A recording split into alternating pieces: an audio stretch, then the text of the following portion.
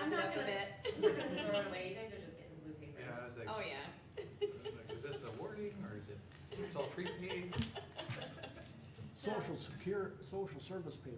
I just, yeah, Yeah. we did take all their paper from over there. See? No, I was printing duplicate checks yesterday, I got all blue paper.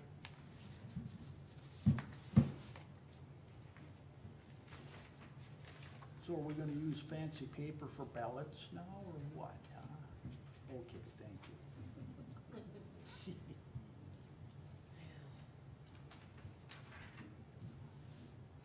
No expenses there. Yeah, no, I'm interested to see. What, do they think paper grows on trees, so? No kidding.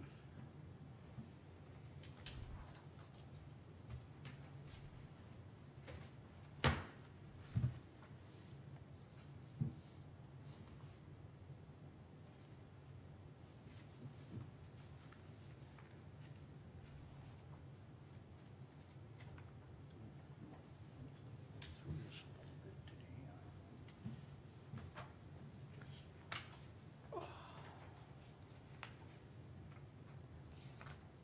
If you're looking at the monthly financial statement, we should be at 83%. Oh. 83%? Gee, I don't know, I see a lot of 90. Oh. You guys start I studying. see a lot of One- sevens Pretty in sassy there. this morning. Yeah, 103s and. Oh, this might got much. It's gone.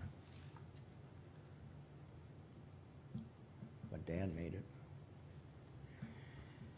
Okay, I'll call the regular Mercer County Commission meeting to order, November 3rd. Shannon has a roll. Agenda is in front of us. Are there any additions to the agenda? Mr. Chairman, I would like to add two little items, please.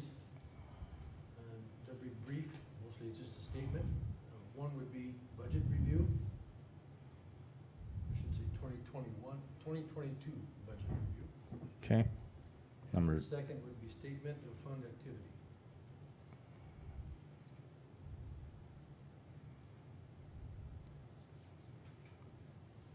okay, they are 2 and 3 respectfully, and portfolio B4.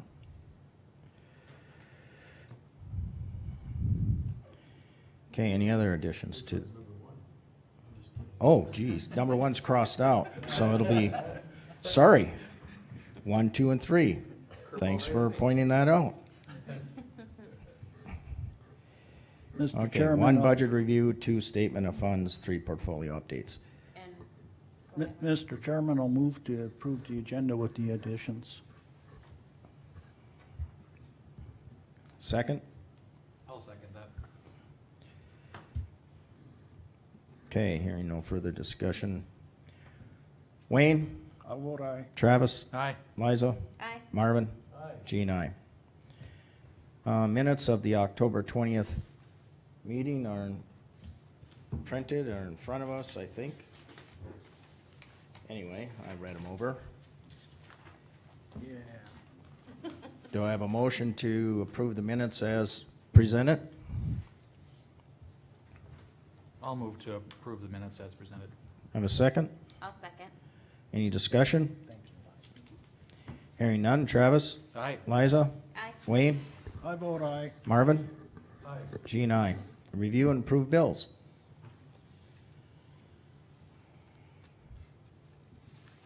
And as I always tell my fellow commissioners, if you have a question on a bill, pull it aside. We'll see if we can get it answered or find out what, if we can answer your question. If not, I sign them as they come here.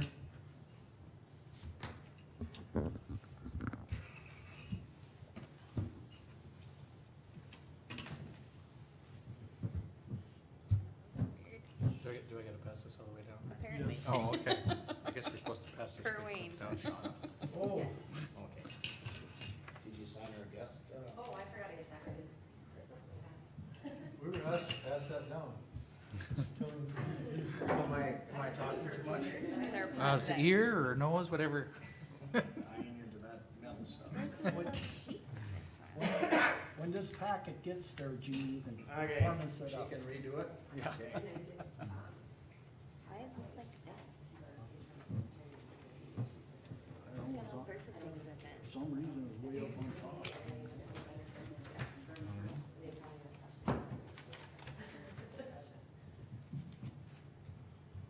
There's all sorts of different ones. Is there any slips with it? or- Oh, Just your name is good.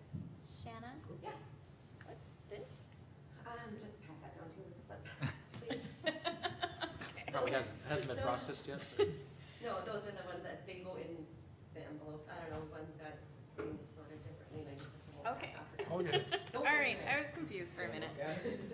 Confidential? it was all No, it's snaps. bills. It's just, yeah, it's just stuff that goes in the envelopes, you know, remittance slips. Oh, okay. Yeah. Company uses the checks.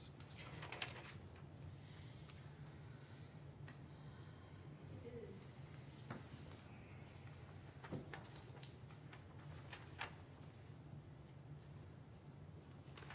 So Highway 200 was closed when I came over. I took the gravel road. I made it through. I made it through. One lane they opened. Yeah. Yeah. So what'd you do? Pull out your revolver and tell them you're going through? Yeah. I'm just like, JW, I need to get to meeting. Okay, Liza, go ahead. I was hoping it was gonna be postponed until the 17th. Oh, I was gonna see if he's gonna have a quorum or not. yeah. Isn't there a law with the federal government, like if you're going to session as a congressperson, they can't detain you or stop you? Yeah, right. I don't know if that's true or not. I don't know if you're a congressperson though. Just like that law up there in the airport where they, took care of that legislator. you know. Oh, I thought it was Wayne flies for free.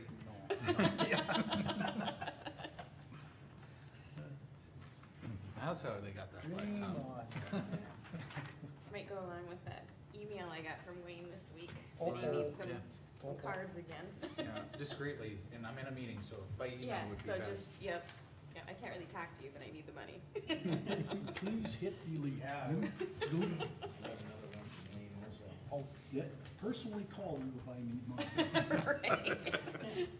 It's That probably works. still gonna be the same response, Yeah, Wayne. but we had fun of doing it anyhow, you know. Right? Just wanna get your blood pressure going. Right. At least I know right away, I'm like, there's no way Wayne's emailing me. What do we have there? Oh my gosh, I'm sorry about that. There's a story out there of a guy that, was gonna have this interview at a coffee shop. And it was in the Seattle area. And, he happened to see Bill Gates sitting in there before his meeting, and he kinda went up and introduced himself. He's like, would you mind doing me a favor? He's like, I got this interview, this meeting, would you mind coming up and saying my name and, you know, how you doing type thing, just so I can impress? And Bill Gates goes, yeah, no problem, I can do that. So he's sitting there about 10 minutes into his interview, and he feels this tap on the shoulder, and it's like, hey, you know, how you doing, blah, blah, and he's like, God, Gates, stop bugging me, I'm in the middle of a meeting. Just me.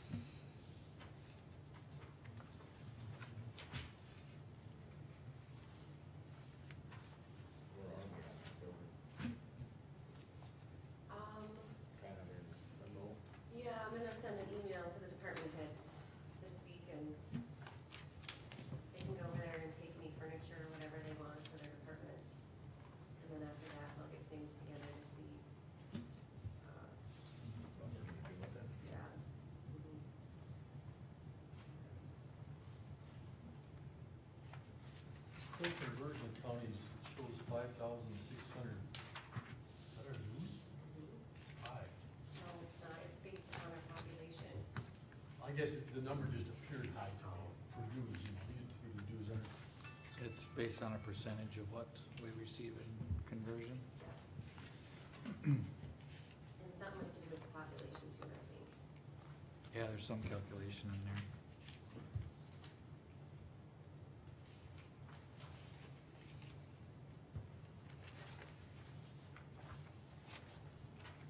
That's how we had that big, presentation last week. Yeah. How was that? It was actually pretty decent. Long. It was long. I stayed for the first two speakers and then I had to get the kids to bed. I asked Lad, I'm like, do you think I need to go, and it's really not. It's like, they tailor their conversation to their problem, so. Oh my God, that thing, I think it lasted till 10 something, 10, 10 15. something. Oh my goodness. Cole I County. wasn't there, but I, feel that here was there. It got real long. It has running games, basketball, Oh. confirmation, and just, You know, I guess it's not on the agenda. I could do it. It was good, I'll answer that much. who's ever on the portfolio can talk about this. Was it you? I don't know. Whoever was there could actually talk about it. Yeah. You could talk about it. Because I wasn't on there. That's why you chuckled? Yeah, because of my portfolio, I wasn't even on there. When you were gone. I gave a brief synopsis, but I won't quote anybody. Good, cause we don't wanna be here. Huh? We don't wanna be here for that long. Oh, no. Some good information. Brief. Yep, Brief. very brief. We're gonna let Wayne do it. Yeah.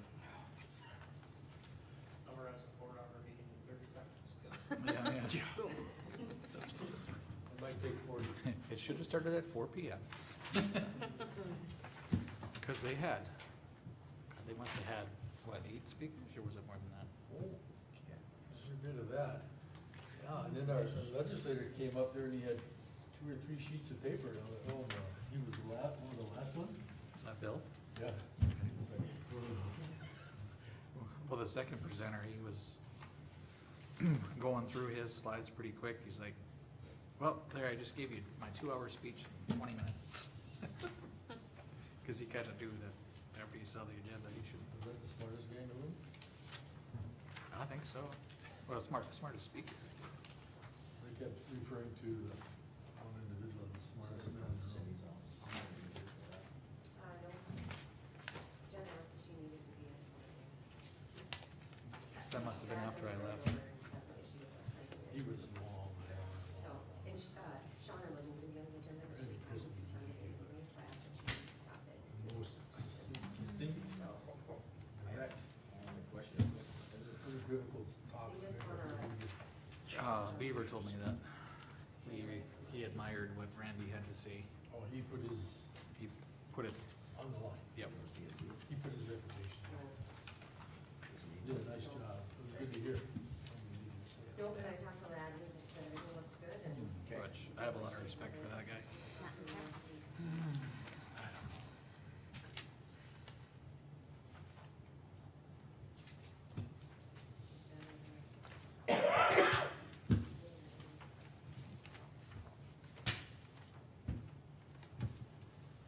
Bit chilly in here, but it's just me. It's a little bit cooler. It's not terrible. Yeah, don't turn it up because it gets hot. Yeah. It's a left and right kind of thing. Yeah. There's no Goldilocks button on that one. You have a sweatshirt on and a long sleeve probably. Yeah, exactly. It's just like driving a tractor. Yeah. Just gotta layer up, right? Layer up or layer down. Yeah. That's what my husband tells the kids in the morning, Layer it layer up, I'm not turning the heat up. Yeah. Run around the house a little more, right? Get your blood pumping. Get your, We're lucky we get it out at night. It's not Christmas yet. yeah.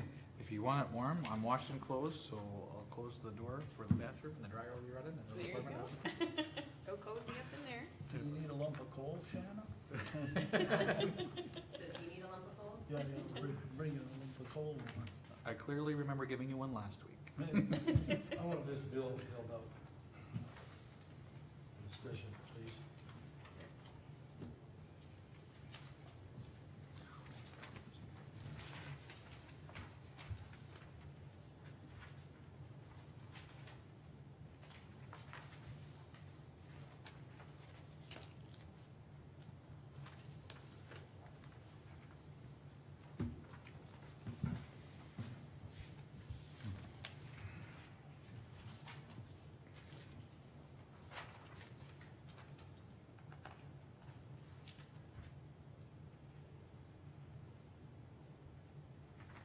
Man, I wish I was getting diesel for that. Yeah. Dream on again. Dream on. Would help, wouldn't it? Yeah. It went up another 10 cents Well, in the last day or two. I'm not sure what it's in Beulah, but I filled in Hebron. And, It was, I think it was 359. it was 349 when I drove by this morning. Glad I filled a few days ago. Yeah. Diesel. Diesel. Diesel. Well, and my tank's 48 gallons, so when you fill that, it's Like, and there goes my $150. paycheck. I was checking, it was at half, and I go, it's gotta get filled, because the checkbook won't go past half. Right, you're like, you just gotta do it now. Do it now. We have a bill for pre-drug testing for Association of Counties. That's, we always, that's who we go through for all of our. Oh, that's just who we went through, okay. Well, it's through Global Safety Network, that Yeah. Global Safety Network is contracted through NADACO. And this, what department was this guy being tested Maintenance. for? I would say maintenance. Yep, Okay. it is. Doesn't say that, that's what my question. Well, it goes into the general fund. I don't know. Who I signed didn't know if it was sheriff's department or maintenance. Who signed the So, slip? to replace Russ? Mhm. Okay. Yeah, I think, Wayne reported on that at the last meeting. Yep, you did.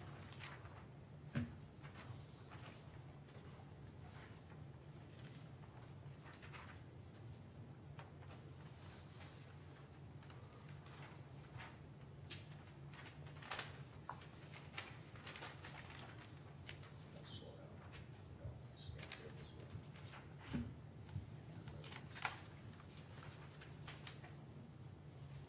Yeah, Gene, we could swap in the mortgage on there and you wouldn't even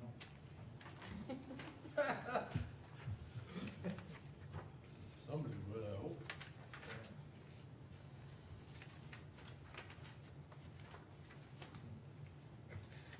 Gene now owns the properties on that and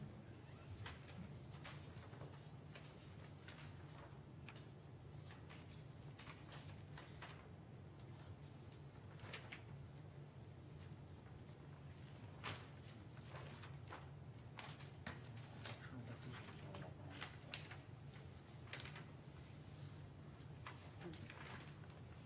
Mileage adjustments.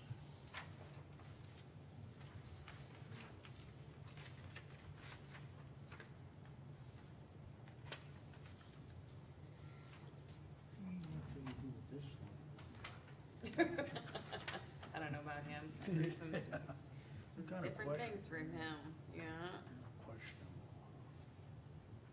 Some days, Most days. evidently he's a keeper, no. I suppose. Yeah. Already in, so. Yeah.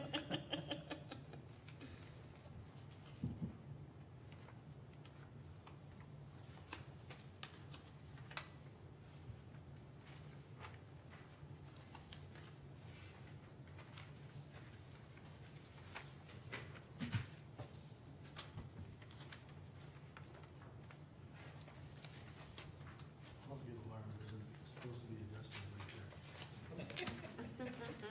It's a 102,000.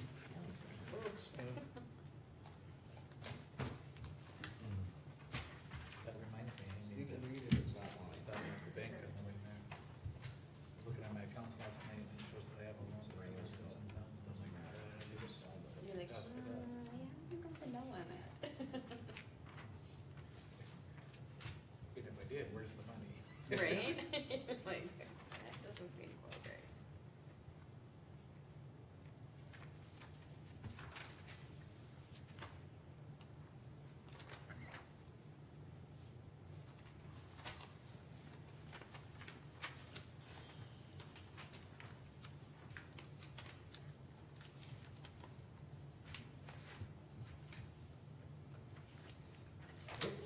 I've got one in front of me. Alright. I would have really messed up. Of course, Gene would have got the blame for it, but. Credit. Credit, yeah.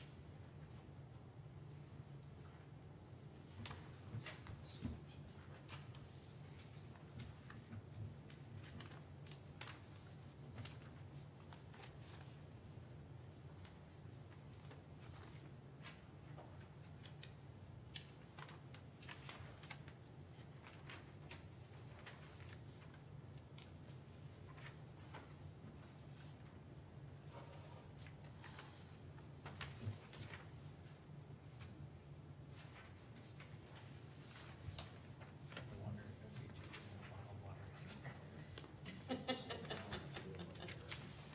Yeah, Southwest is not cheap. Well, I mean, the more you use, obviously, the per gallon goes down with these fees. Yeah. Yeah, my water bill was $3.56. $50. 50 for the- Yeah, Just to Yeah. have it. yeah, just Mhm. that, and it was $3.56. I go, oh, cats, isn't it? Mhm. Not always isn't it that big, but Right, yeah, sometimes it's. yeah. Deliver 2 hours.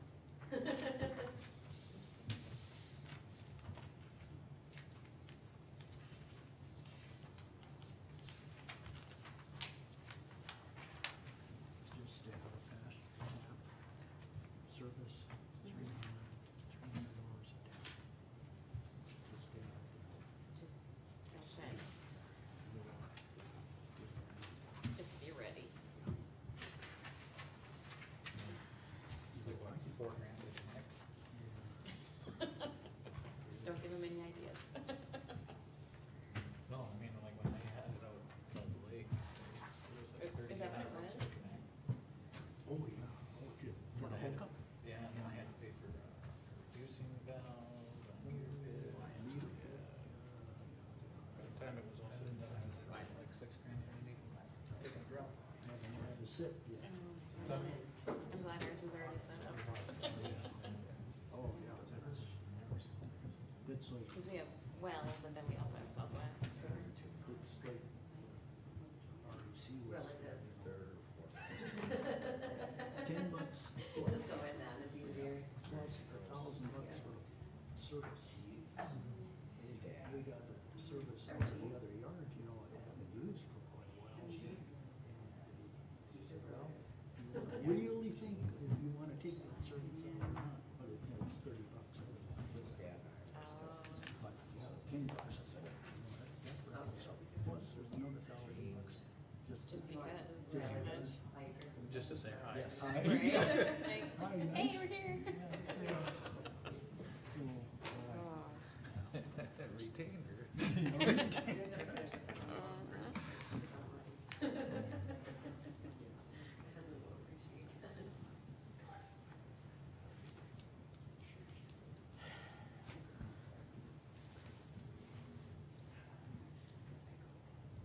Was there one you wanted to discuss, Marv?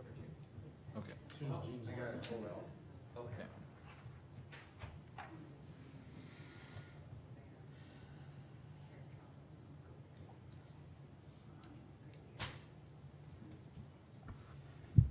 Okay, Okay, you have a question on, the Mercer County Sheriff, battery bill here? yeah.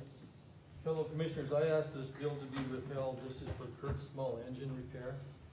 And part of the reason I asked is for $340. It's just batteries. part of the reason I asked for this to be withheld was because on August 8th, we had a similar bill, and our auditor said she would get us an explanation on what that battery, that was for like $170 for one battery. And there was no invoice really attached, it just said battery, and I wanted to know if tax was charged or what that battery was used for. I haven't received that information yet. This bill is very similar. It just says batteries, $340.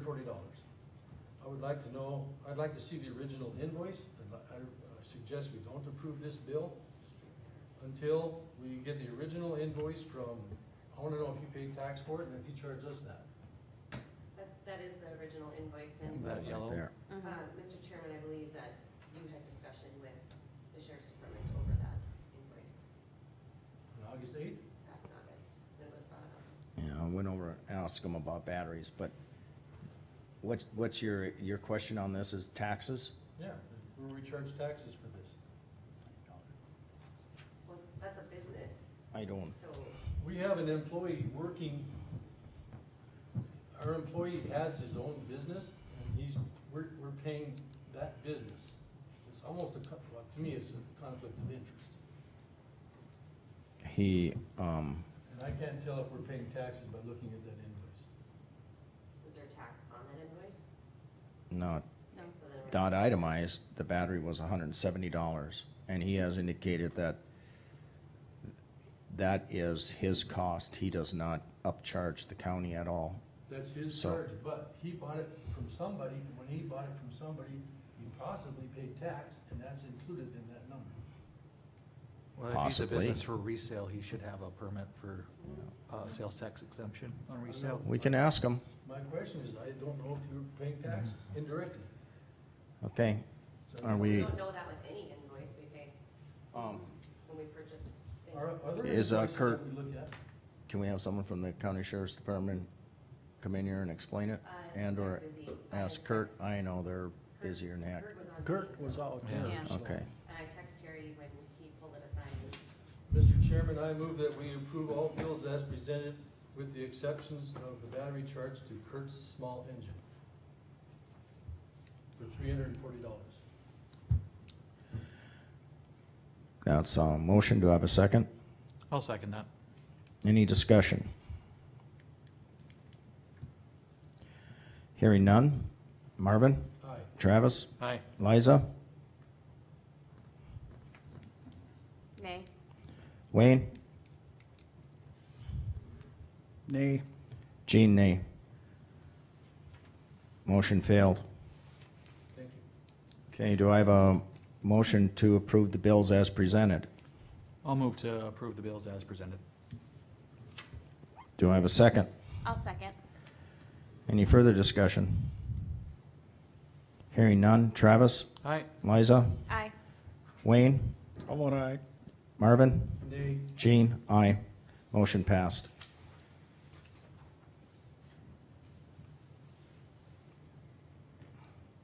I will do a follow-up on that and ask Kurt. Okay, Bill gotta get paid. well, we're 2 minutes, but we can go ahead and have Shauna. I ain't even gonna try this. You guys should have all got information on this in your packets. I'm gonna do like a German would, I'd say labor, That's, base electric. you would nail it. Okay, Actually, Shannon, I never received it. I didn't get Yeah, I it either. didn't get it either. Wasn't Is in. it just you? I asked you if you got it, you said you did. Do you guys want it, or we just? just explain to the commission what you're asking for here. Oh, boy. Well, okay. I have your maps and stuff I can put on the overhead too. Okay, thank you very much. Thank you very much for allowing me to take up some of your time this morning to, we're on behalf of Dakota Gasification. I'm Shauna Labor. I'm a right-of-way agent with Basin Electric, but we do the right-of-way for both organizations. And DGC is requesting survey permission in this area that Shanna has been very kind to put up. I appreciate that. So the majority of that area that we're requesting survey permission for to do this carbon capture and storage project, the majority of the area that would potentially have this storage possibility, we believe lies within that yellow boundary that you can see on that map. So in order to determine exactly where that storage capability is for carbon capture, we're requesting survey permission. Not only do we need to do like a meets and bounds survey on some of these parcels on behalf of Dakota Gasification, but there is a seismic company that we've hired. They're called Echo Seismic, and they're out of Texas. And they have a plan on these red lines to do a seismic survey where they drive a rubber-wheeled vehicle. I know it's gonna be small for you guys, but I think I put it on your packet, I'm not sure, but it's basically this rubber tired, okay.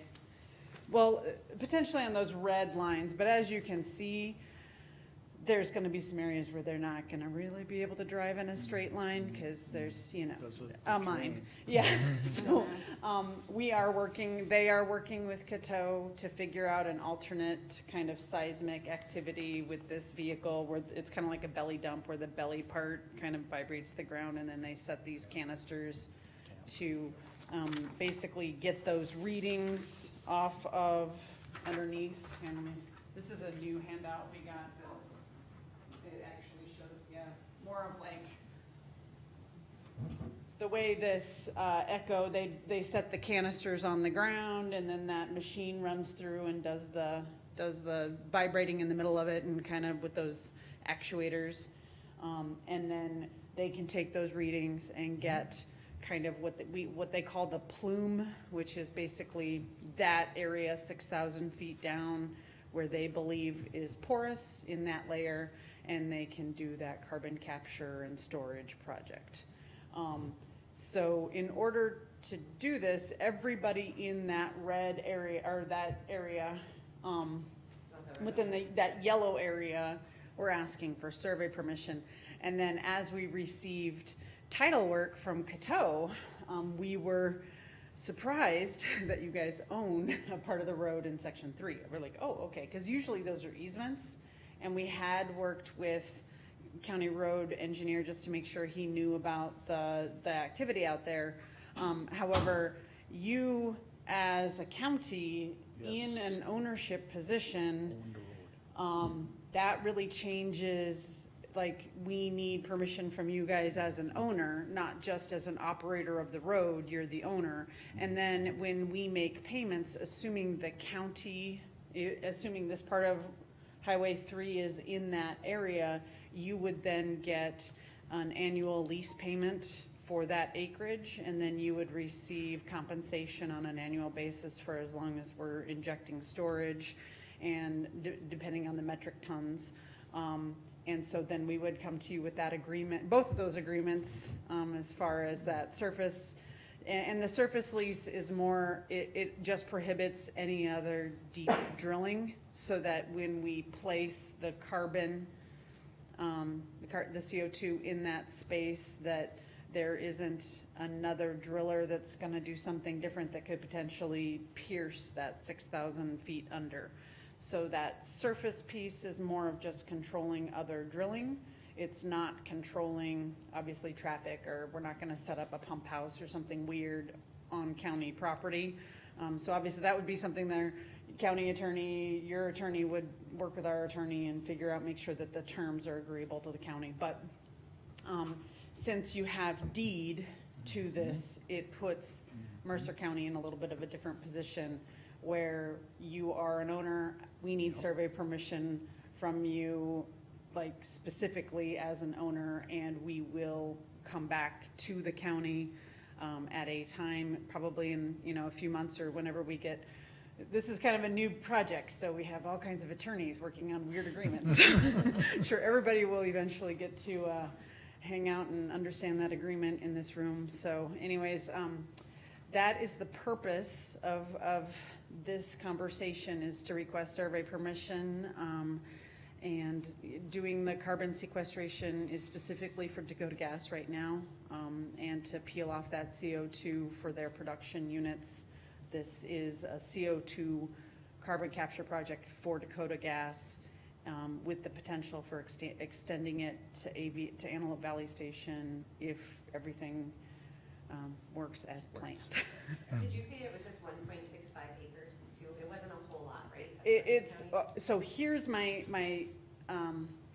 we don't have all the title back from the title opinion Okay. people, so I don't want to, I don't want to say definitively that's all the acreage until we get all the title back and we get all the But it wasn't deeds. much. Correct, no, It was just right- It's the right of way for right for- here. County for- 15. yes, it is. It must be a mile though, isn't it? Well, no, Not- it looks like not the quarters, I south think, isn't half. it? Remember when For- we relocated that road a couple of years Quarter ago mile? back to its original, is that why? we Cause it didn't just have don't sound ownership of right this? for, That's what I think too, because the mining has shifted south now.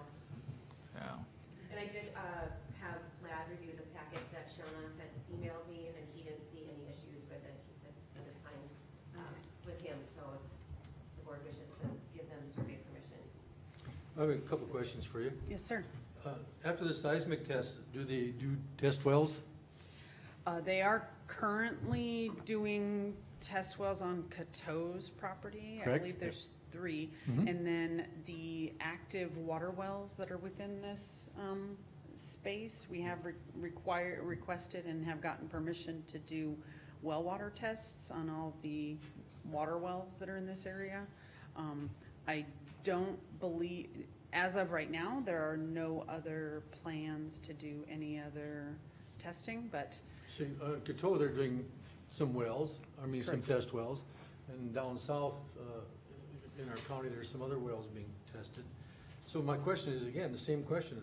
They're gonna do seismic tests, but we're not sure whether they're gonna drill any test wells? Getting core samples, that's what we did that we talked about last time. oh, core samples. That's usually a well, it's a test well, they drill it down as far as you guys wanna go, and they actually get a physical representation of what's down there, rather than just the seismic. I So my- think that was a different area, Margaret. I know it is a different area, I'm asking, are we going to do that here, or definitely not going to do that here?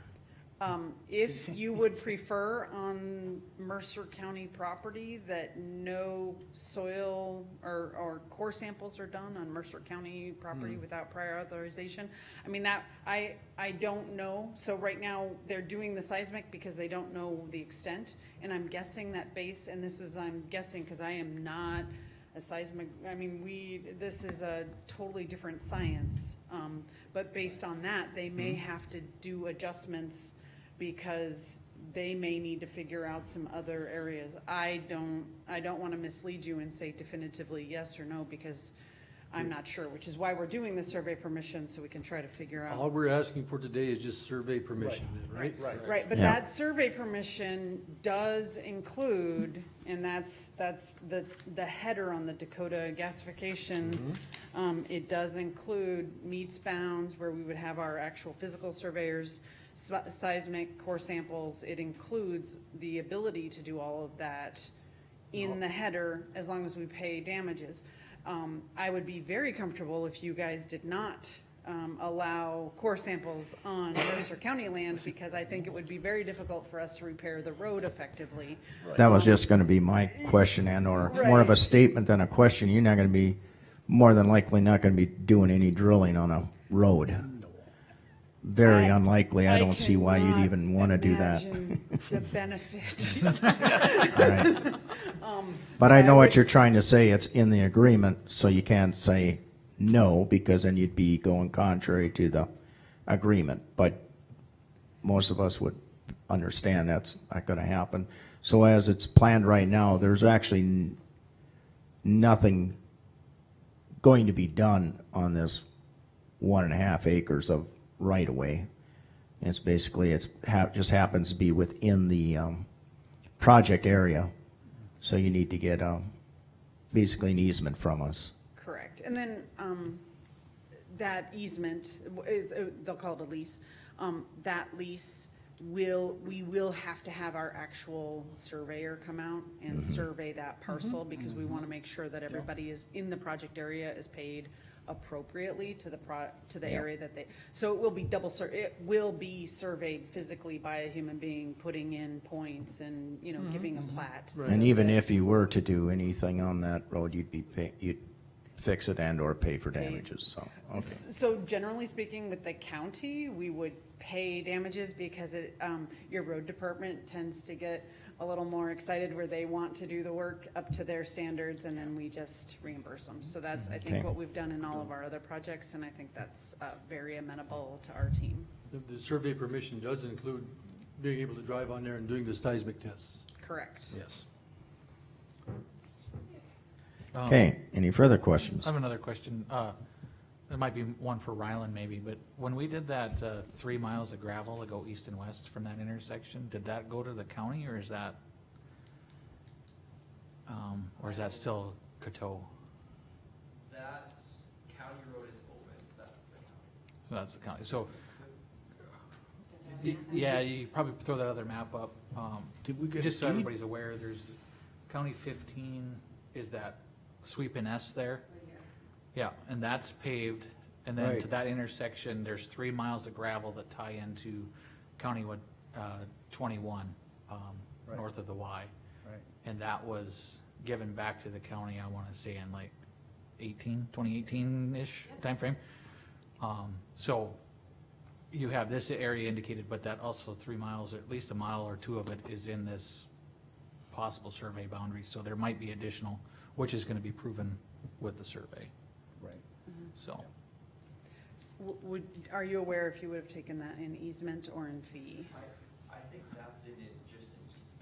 Yeah. The ownership is still Coteau, Mhm. but the county road easement, I don't believe that's ownership. Okay, yeah, so then this one must have been right away, which is ownership, and easement is access, so, but that's all gonna be done in the title work and in the survey, so. Maybe we slipped Okay. up on that. I have a question for Wayne, because I have less Yes. experience, Yes, and for other board members. right.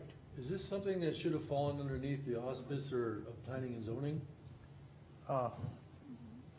No, not, I don't think so, Marv. Okay. Maybe just to fill in a little bit of the gap, 15 there is a federal aid road. And the federal government, when you start using, I mean, we used to have easements, but the feds said, no, you purchase, which we did. We purchased the land, we purchased the cutoffs in the corner, all that. And we are, yeah, you're absolutely right, we're owners of County Road 15. And I'm not sure if it was right or wrong, Riley, this other section, that 3 mile section, since we purchased this and deeded that, we may have just, like you said, possibly just an easement going across that other part, but anyhow, they switched, and after that, basically most of our roads that were built for several years were purchased. It wasn't an easement no more. We purchased a lot of the easement and we're owners of it, so just something to check went down the road when things come up that we may be either owners or, This is just a survey permit, it's not a Yep. lease agreement. Nope. It's not, that hasn't come forward. Okay, yeah, So it's just permission for them to survey it. true. okay, But it will be coming. Yep. I mean, right. you But guys this, really are, this road, like statistically, more than likely, like, I don't wanna be like, oh, well, maybe we will, I'm so, right now, you're pretty just, sure. basically, right now, you're asking for permission to survey it, Right. and then, We'll there just might figure be- out the volumes and everything and the acreages and. okay, True. Yeah, no, Marv, right, this is the right place for it. Okay. Yeah, okay. okay, so do I have a motion to approve the Mr. Chairman, I'll make a So- motion to approve the survey? survey permit as requested by Shauna Labor. Yes, thank you. Let's say Basin Electric. Based on like, well, Dakota Nope, Gas, Dakota Okay, Gasification. all of us. And our friends. All right, do I have a second to that motion? I'll second that. Any further discussion? Hearing none, Marvin? Aye. Travis? Aye. Liza? Aye. Wayne? How about I? Gene, aye. Go survey. Thank you very much. And if other questions come up, because this is a new technology and, yeah, things are, I mean, you may hear things from your citizens, if there's any questions or concerns. Shanna, you have my contact information. If anybody has any issues, I may not be the right person, because this is definitely new, but I will get answers, and we will make sure that everybody's questions are kind of, because this is coming in the neighborhood, so definitely want to make sure that everybody's comfortable with what we're doing Yeah. and why, so. Anything to do with roads is gonna be kind of a touchy issue in the next few months. Correct, yes, so we will try to not torture the road. Thank you very for much. bringing your information in. Yeah. Appreciate it. All right, have a good Thank day. you. Thank you. It's just those Texans, you know, they think this is Tomahawk country. Okay. We can move on to our other business, since we have no one from the road department here. We can't even jump into that yet. Budget review. Budget review. I just want the board to be aware that we still have another month. And because we have some unknown or unexpected costs coming our way, that there is the possibility we may need to amend our 2022 budget. And if we're going to do that, we need to do it prior to the end of the year.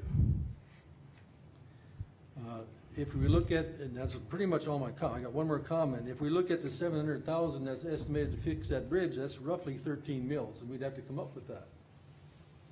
Rather than sacrifice future years' plans to get stuff done, that we may need to amend our budget. And I'll put it out there that I will bring some suggestions to our next meeting. And if anybody else was, I sure would appreciate if they have any suggestions, yay or nay, regarding that they bring that to the next meeting. That's all I have. Okay. Statement of fund activity. Okay, we just recently received a statement of fund activity. That, what I've requested, this is the second year I've done it, I've asked for a financial statement.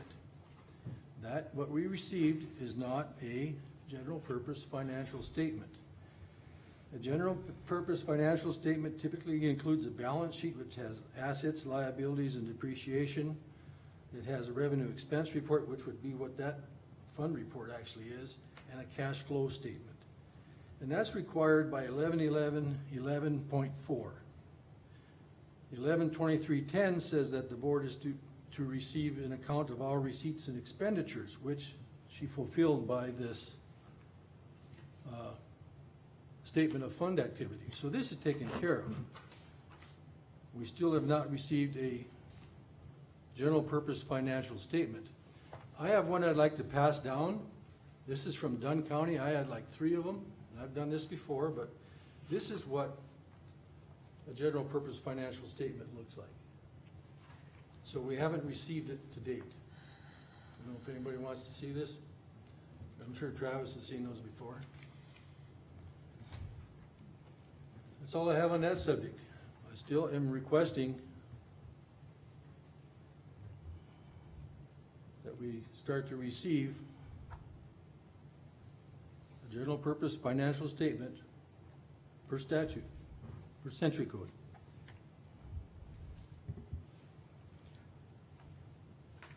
Okay. Portfolio updates. Don't have anything, but when I get to Wayne on roads and bridges, I'll just kind of start out with some information that I received and then let Wayne give his report. Other than that, I don't have anything. Marvin? Yeah, I'll comment a little bit about the roads. I went up with Cindy and Ken and looked at the situation up on Hazen Bay Road with, what's that individual's name? I can't think of his Tweed? name. Mark, Dwight? Mark. Is that Mark? Oh, Mark. Oh, that one. Dave Kitson? And, yeah, Ziegler? Dave Kitson, yeah. Ziegler's the place. Yep.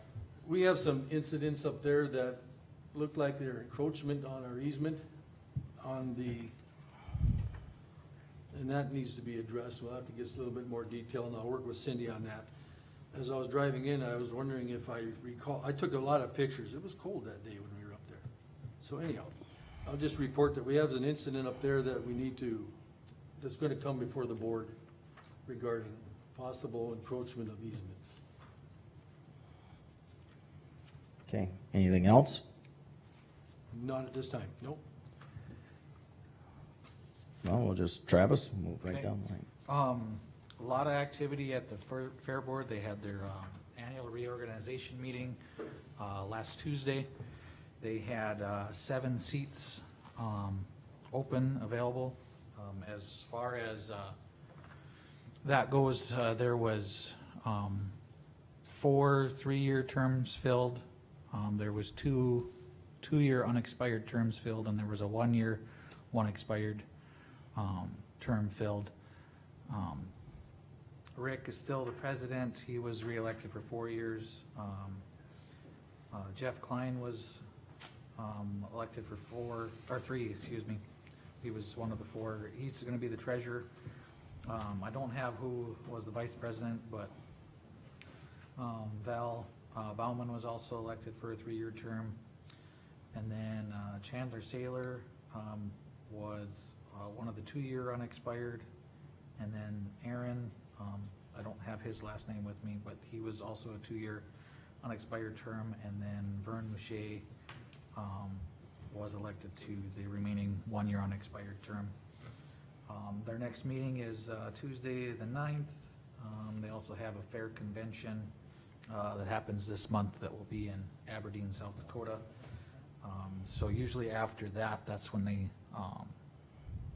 set their carnival and they set their fair date. So sometime in December, we should have an idea when the fair is gonna be next year.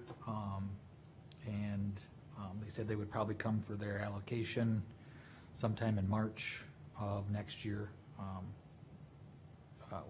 We switched from a mill levy several years ago to an allocation, so they come to the board for those funds, which currently is set at $45,000.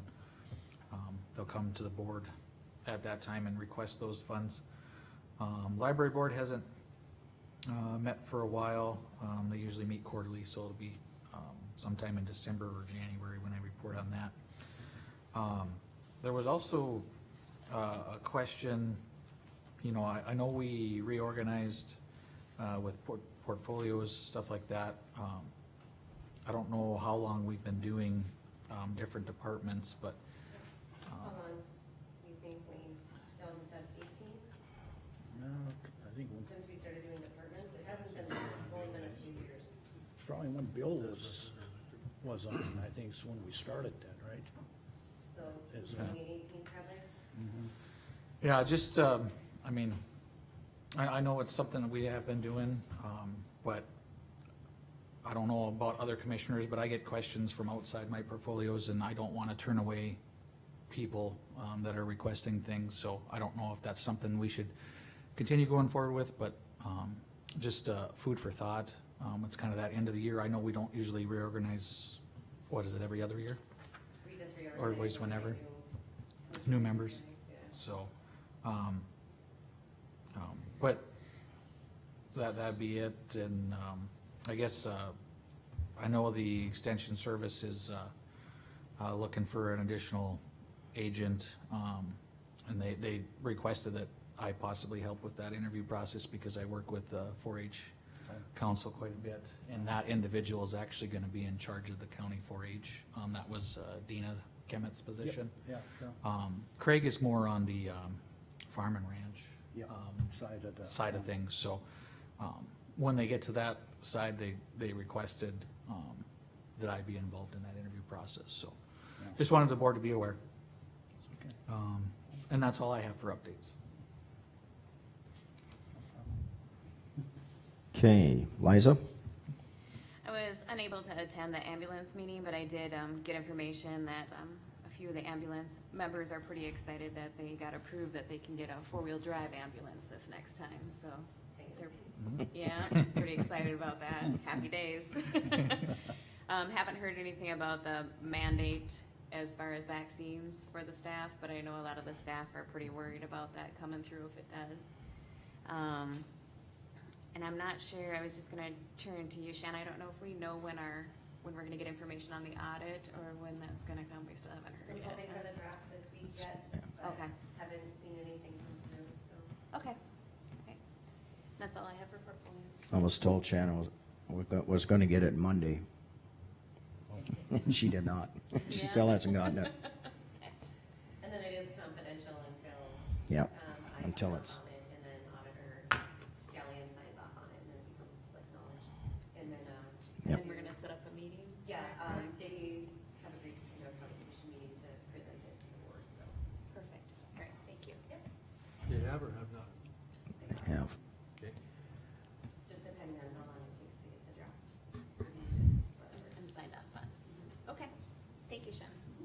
Okay, Wayne, I contacted our legislative District 33 people Yeah. and said that counties need help on all these bridges. Okay, And I got an email back from, I think it was Gary Kripe, that there is going to be funding made available to counties for their roads and bridges. is it gonna run as a grant type deal, or? I don't know. All I can tell you is it was a brief response that he gave me.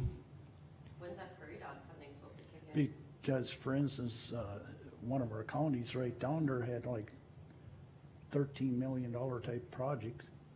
And they said, we're gotta, they gotta close bridges. I mean, how can you sustain that kind of? Yep, I've heard that extent? too. There's some counties that there's simply no way Yeah. they can. And I didn't want us to be in that. And, that- well, and we're only at one bridge right now. I They're not know. done. I know, Right. I hear you. So the response I got was, Mr. Wolf, a bill with funding for bridge and road repair will be introduced during the special session next week. I think it will pass, so this funding will go to counties. Okay. And that's as brief as he made I it. think that's part of their ARPA plan, trying to get ARPA dollars. So fingers crossed we get Well, thanks, Gene. $300,000. So like it, Well, and they have about $1 billion, right, or a little over $1 billion to distribute. because we could end up with a few more bridges. We got the road department in here. Oh, Or have you already been They're advised not- of more? they're nodding their head, but not the right way. Okay, we'll ask you that question when you come forward, but I'll let Wayne continue. Sorry, I told you I was gonna start out. Thanks a lot. I mean, I appreciate that. I really do, because it's very important, and like you said, now we can see if there's some funding through this next couple of session here, and because if we can. Yeah, step hopefully in- we get some. Yeah, we can step up to the plate. We got projects, I see. So, I don't have a whole lot to report. I know, the airport, I have a meeting next week, and after that, I can give you some accurate information as of today. But I'm thinking we're buttoning that up pretty good. So, but I officially can't tell you that. And, let's see, yeah, we didn't have a weed board meeting, so I don't believe I have anything much more to report for you, Gene. Okay? I think unless you got any other questions. No. Okay. I No, guess, my only questions are gonna be, what bridges are we getting closed in the future? But we'll see what our engineer has to say here in a little bit. Okay, Okay, anything else, Wayne? no, I'm fine. one thing here, Gene, Shanna did ask, about Prairie Dog. That's in the biennium. I know the last biennium, they were thinking those buckets would be full. It's Yeah. usually around the middle of the second year, so if the counties get any Prairie Dog money, my assumption would be third quarter of next year. I mean, if oil prices go up, those buckets fill faster. If they stay where they're at, we're probably on track to mid-year next year to have that funding full. Okay.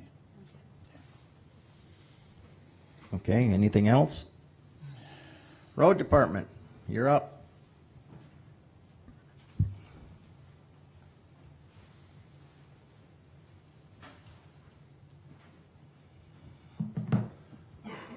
Must be warm enough, he's sticking his coat off, Yeah. that's not, Or this may be intense. that's not a good sign. No. No. Put your coat back on, Charlie, we don't want it intense. It was not my intention. Oh, okay. So where are we on bridges? We got any foresight?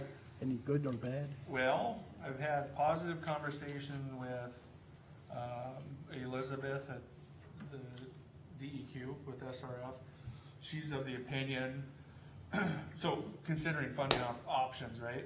Thinking what's available out there for us to help us with this when we're gonna be continuing to battle these bridge issues as they come to light from the state. So, she admitted that she doesn't necessarily have experience working with counties on this SRF program because it's just traditionally not requested by counties. However, that doesn't mean that they can't. And she was of the opinion that what we're talking about with this bridge over south of the crossroads, she believes that it would be eligible for SRF money use. And really what that tells me is, at a minimum, if we move forward chasing SRF money, or, we follow the guidelines for SRF requirements, meaning sending out solicitation of view letters and creating a facility plan and meeting EPA requirements, because part of the EPA gets involved with this where they say, I believe it has to do with the waterway itself and the changes that are occurring to it. That is really my one concern right now is, what does that process look like? And that's gonna require me to, I guess, reach out to the EPA or have a conversation with them. Because if there's a lengthy process to that, then we won't, this is great knowledge to have going forward, but it doesn't really help us with this particular bridge right now because we don't have time necessarily. We need to try to do something in the spring, probably, if at the earliest convenience anyway, when construction seasons allow, weight limit restrictions allow. So I'm guessing that SRF's gonna be an option for us. In addition to that, your use of your ARPA funds, more or less, if you apply for an SRF project and you're placed on their intended use plan, it doesn't tie you down to SRF money, you don't have to use it. It's 2% money for a maximum of 30 years. So it doesn't hurt anybody at all for us to fill out their questionnaire and be placed on their intended use plan. Much like what I thought I heard you alluding to a minute ago, Gene, as well as with some of the money that's kind of being pushed down at the federal level through different sessions and bills and things of that nature. This infrastructure bill is being spread out in different ways and being made available to local municipalities and counties in different forms and fashions. SRF is one of them. So they're gonna actually, I believe, have like $100 million that they have to use. I believe these are the correct numbers, that they have to allow to be used for what they call loan forgiveness. And that's SRF's fancy way of calling money grant money, basically. It's a loan, but they're forgiving you, the interest on it or paying it back. It's just, here you go. And the way you qualify for that, I know Travis is pretty well versed on this, but it's a formula, and it has to do with, I believe, median incomes in the district itself that's created. So in our case, I guess it'd be the county. So median household income, and then there's help me out here. There's median household income, is that in the denominator? The denominator, so the higher your median household Yes. income, the Less worse but Yeah. because they rank in this intended use plan the financial impacts that it will have on the citizens. So they say, okay, we typically don't offer, loan forgiveness outside of maybe the top three. They have a bucket of money they use annually, and once it's spent, it's spent. Then after that, the rest of the way down the list, you're just given 2% money. This infrastructure bill will change that, because that 100 million, at least, has to go towards infrastructure, or, sorry, it has to go towards the SRF, loan, and it has to go toward loan forgiveness specifically for projects. 50% of it does. So 50%, I believe, is going to like the drinking water SRF, and 50% is going to the clean water SRF. We're talking about clean water SRF because it has to do with sewer, stormwater drainage, things of that. This would classify as stormwater conveyance underneath of, through a structure, through a bridge. So that, what she was alluding to, long story longer, is that that loan forgiveness on the intended use plan will stretch further into that list, or that priority list. Getting that high on that list is the challenging part, because we're already set up as a county in general. We're set up pretty well financially when it comes to median household incomes. You know, we got a lot of things in this area, agriculture, natural resources, and things of that, energy. So it's difficult. I wouldn't necessarily bank on that. I would imagine we would probably be offered 2% money. 2%. That's what I. So that's an option there, right? Clearly and obviously. The other thing with the infrastructure bill, my understanding of that, it was pushed, the executive director with the DOT presented on this, I think, at the NDACO. He also did it at the League of Cities.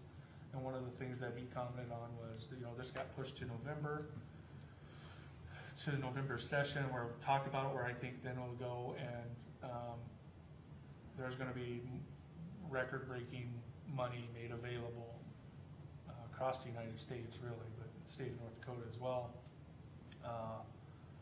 And it's gonna be a little overwhelming. I think some people left that maybe with a little bit of anxiety. I know I did when I heard it, because traditionally, the way they're gonna handle it is much like they handle most funding, you know, opportunities. It's, if you have stuff shovel ready and ready to go, you're gonna get first dibs on getting that money. So that's the hard part. Exactly. A lot of people, very few, I should say, local governments plan for this, so it usually ends up going out to the larger cities for the most part right away, or the larger, then more densely populated areas. But that doesn't mean we can't get in it. I'm not trying to be a Debbie Downer. I just want you guys to know what I'm seeing, or my perspective on it. So that bridge is closed down, correct, Ken, as of Monday. And we need to move forward with a hydraulics report on the bridge and get that in place, so we can get this ball rolling, because in my opinion, the way to handle this, when you consider ARPA money, SRF money, potential use of SRF money, I should say, and then you consider local funds that we currently have, and then Prairie Dog potentially coming down the pipe, like you were just talking about, we could reconsider on our budgets how we could shuffle that around, in my opinion. And I don't wanna speak for you guys, we have a 4-mile overlay.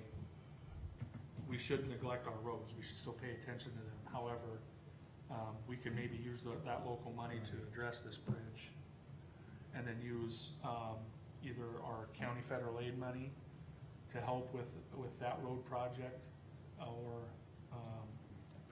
Prairie Dog money, or ARPA money. You know, we could maybe look at using that money to help address that.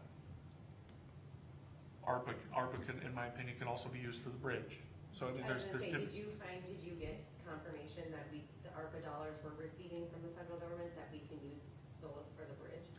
Yeah, my opinion on that right now is yes. I mean, Okay. I could be wrong, but here's the thing, if they're allowing use of ARPA dollars on any and all SRF projects, So it would be in our best interest to apply for this as an SRF project? I think we should. And have that in our back pocket, Back saying pocket, that, yeah, we qualify for that, so then therefore we should be eligible for that. I do. I think we should pursue SRF money. Right. At least get on the intended use plan, so it's an option. That deadline's December 10th. So I'll submit on behalf of the county, I'll fill out the form, and then we're on there. Then with the money, you're like, hey, okay, it's here, if you want it, you can use it. You don't have to, but if you want to, you can. From that point forward, it's just, it's literally a matter of getting all the processes taken care of that are required From us. from the DEQ to give you that SRF loan. The Bank of North Dakota is really who's behind SRF. So there's an application and that happens, I think, right before right before the bid lighting, that when they get the facility plan and the SOB responses and the environmental stuff is all or no one has any issues, basically, with what we're trying to do. What I mean by that is you're talking about the Department of Water Resources, States Historical Society, all of these game and fish. We send letters out to them saying, hey, here's a project that we're looking at doing. We'd like to solicit your view on this project. Do you see any potential issues? And then utilities as well. Adjacent landowners that right-of-way is impacted by. They'll have to receive those letters. And it's not a terribly ridiculous process. It just, It's gotta be done. yeah, you gotta do it, you gotta get it done. And then, after you have all that in place, you bid it, you award it. But you have to have, the folks at the DEQ need to have all of those things in place before you award a contract to a bidder. And then you have the funding secured at that point.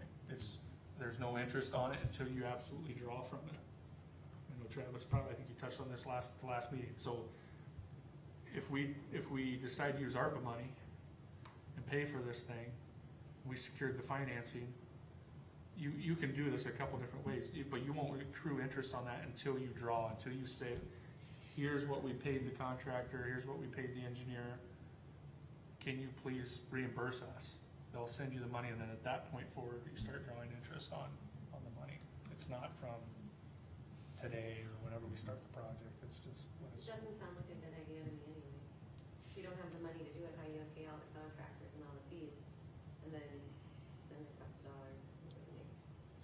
They reimburse, that's how they do it, so you have to prove, Hope the bank doesn't so you also have to show that cash flow, you have to prove that cash flow to them, like, okay, what buckets are you pulling from to pay for this, cause we're gonna reimburse that bucket, we're gonna reimburse you for that, that's part of the process. Yeah.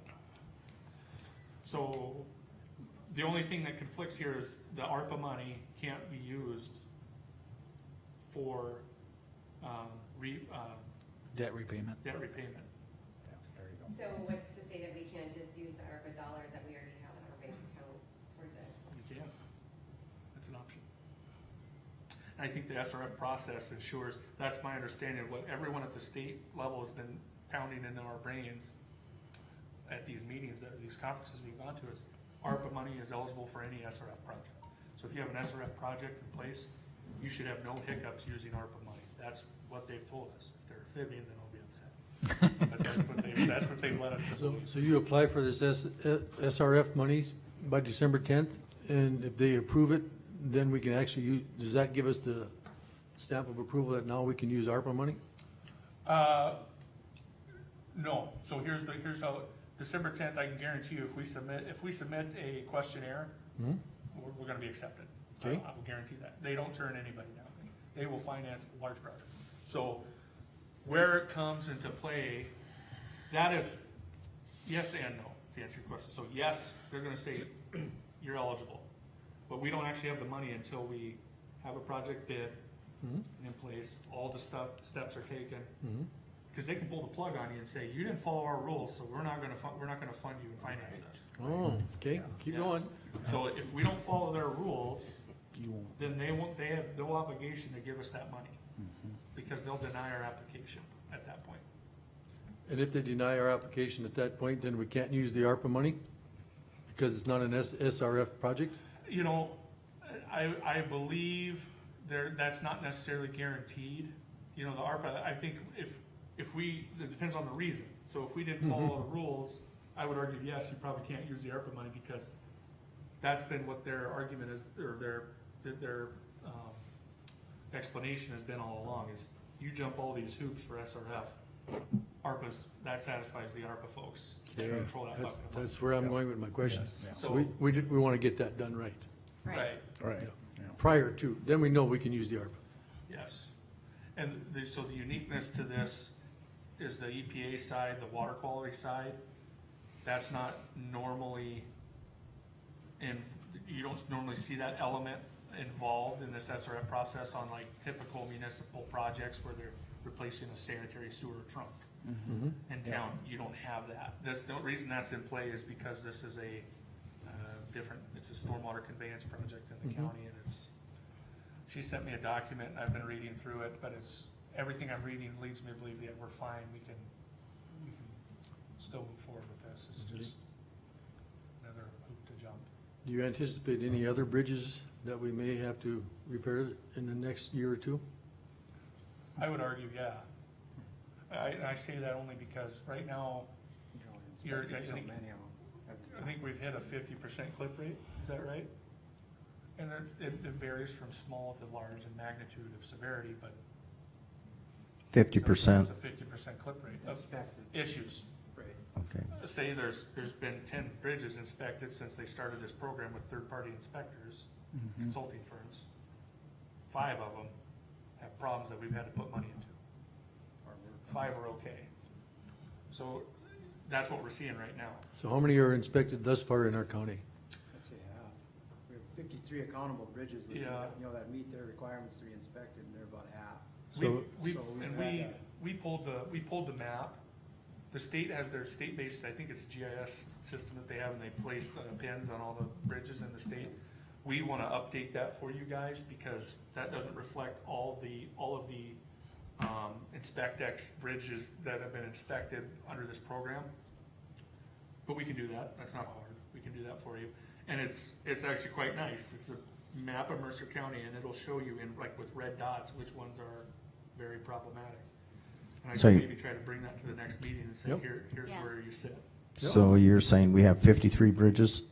That are In the county? accounted for that have to be underneath their inspection. I think isn't there like 80 something? I thought there was 82 something too. Maybe I'm 53 is wrong. on our bridge sheet that we. Oh, then that's what it is. Yeah. Okay. And what, if you recall, I think from our meetings we had at NDACO, it's anything over 20 feet in length, span is on their list. So we got about 83 bridges in the county, and about 53 of them have to be Inspected. inspected. How many of the 53 have been inspected? I'd say about half of that. We can find that out for you. I'd say about I don't need half. an exact number, so about half. About 25. Yeah. And a half. So we could, and of those 25, we've had 1 that failed? 2 actually. 2. 2. Oh, total failure, yeah. Total failure, right? Well, the Shields Bridge up there, that one was down to 3 ton like that. I mean, it's at a 3 ton per axle, or 3 ton gross, but like This we year, had to the- do work on that, on County 26 there, we had to put overlay, that's a box culvert there by, a couple miles, right by DeLon Bauman's. Oh, yeah. That box there, we had to put cover on that. The one on the east side of Golden Valley on County 5 on Spring Creek, we had to put that deck sealer, because it had cracks on there, they wanted to seal Micro-cracking. that up, so, they want us, they point out there what we need to correct, and we've been correcting what we can, but like I say, we can't replace it, That's it's gotta just, be a some of them, contract. the level of severity, it varies. Right. Some of them are really minor things. I think that bucket of sealer costs you a couple $100, and whereas this is obviously totally different. A few more buckets. Yeah. Plus, you still So have, it's hard for us to know, I mean, we have no idea what they're gonna come at us with When, for problems, but when do we expect to receive the inspection on the last 50%? I think that's a very fair question.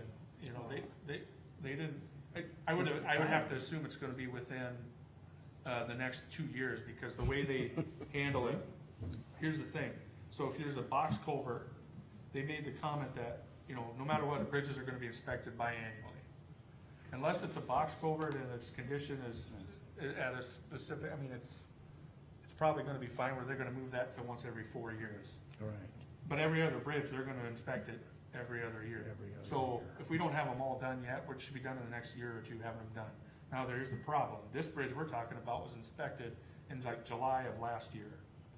Their load rating report was done in January. We found out about it 4 weeks ago. Yeah. So it all The takes load time. rating report. So there's a bit of a process and a delay. I couldn't tell you what it is. I don't know why. By the time we get this information in our hands. Yeah.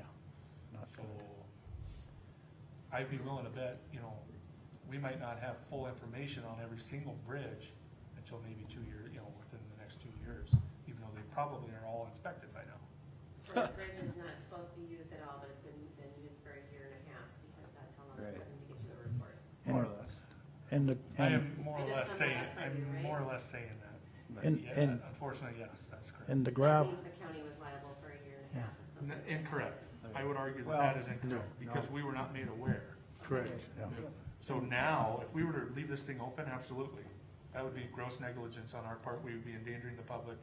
We would, be taking on that liability and risk, all the taxpayers would be taking on that liability risk, yep. Okay, speaking of taken out of use, is there a barricade across it or just signs ahead of it? No, there's, at the actual bridge, there's, we have pylons, but back a ways on the east side of where Bob Weil used to live. Right. To the west of his approach, there's actually barricades, and it's lighted, they got lights on them, and then on the east side of, I think, is it Dave Lundstrom? Right. Yeah, on the west side of his, that's where the barricade is over there, so, I Okay. mean, can someone go around it? Yeah, they can do it, I mean, but They can it's, do what they But then want. they're liable. right, then they're liable, it's lighted, it's barricaded, it's, I You mean, guys it's pre- shut down, so. Essentially protected yourself, took the liability off the county Right. by signing it. Mr. Chairman, Yes. there is one other bridge that I hadn't heard today, and that's the one down by Unruh Company down there. The one where the deck, that you gotta lift the deck off. Oh, You well, asked we're about having- another bridge, Yeah, there we that's go. another one. Yep.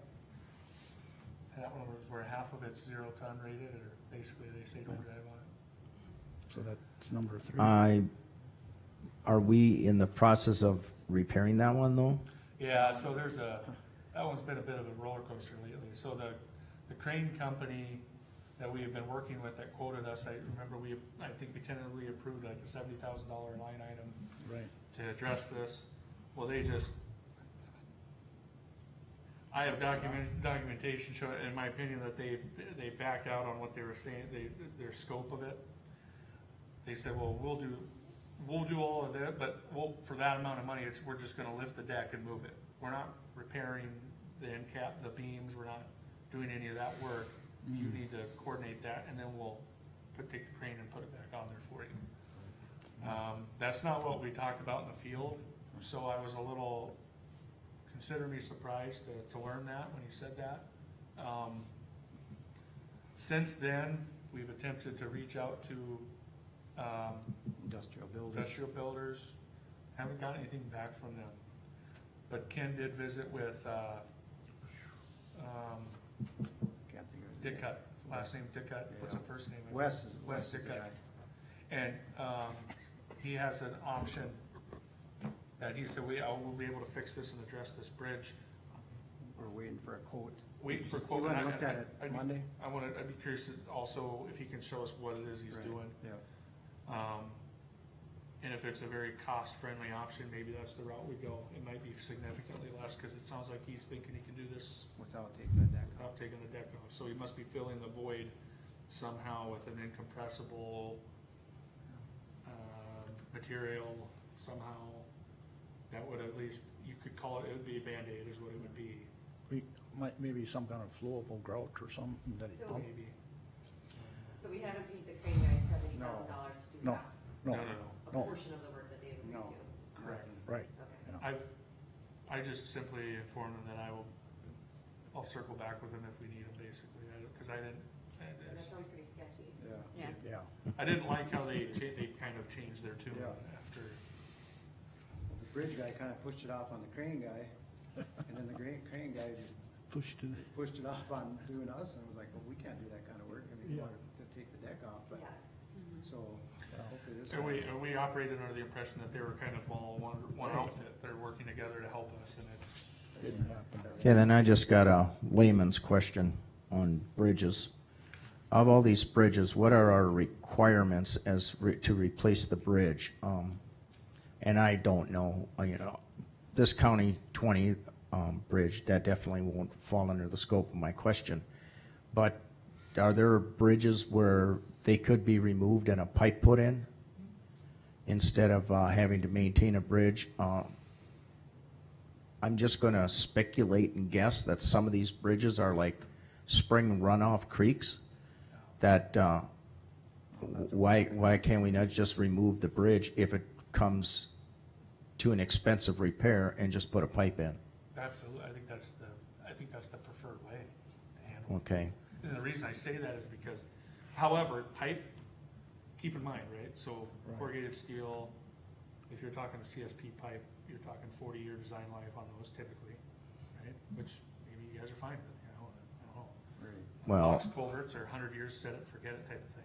when was this, okay, just as a statement being a little bit snarky here, that bridge on County 20, you know, how old is that?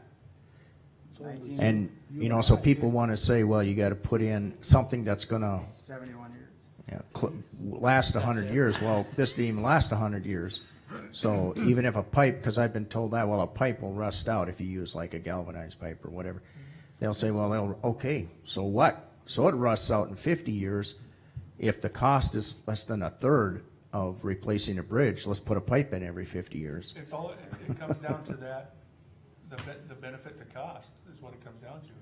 You compare it, is here, the problem with it is, when you get pipes that are of significant size, even CMP pipes, or corrugated steel, corrugated metal, of that diameter, the costs the gap closes enough to the point where it may not be as beneficial to consider a pipe, or you may as well just put in a box. Okay, There is, that does exist, that gap closes, where you say, economically, we're better off spending a fraction of more money for this, because we're just gonna get so much more useful life out of the structure.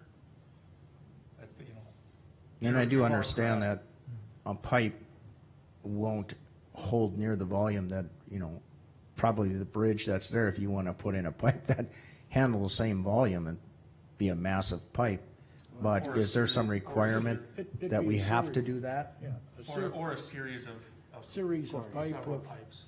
And You then, you absolutely can match the, cross-sectional area and the volume of water that it can convey with a pipe, just by going from a bridge to a pipe. Absolutely you can. It just may take 3 pipes instead of 1. Okay, and then, Mr. Chairman, you'll probably, your head wall construction is where, again, you'll run into costs.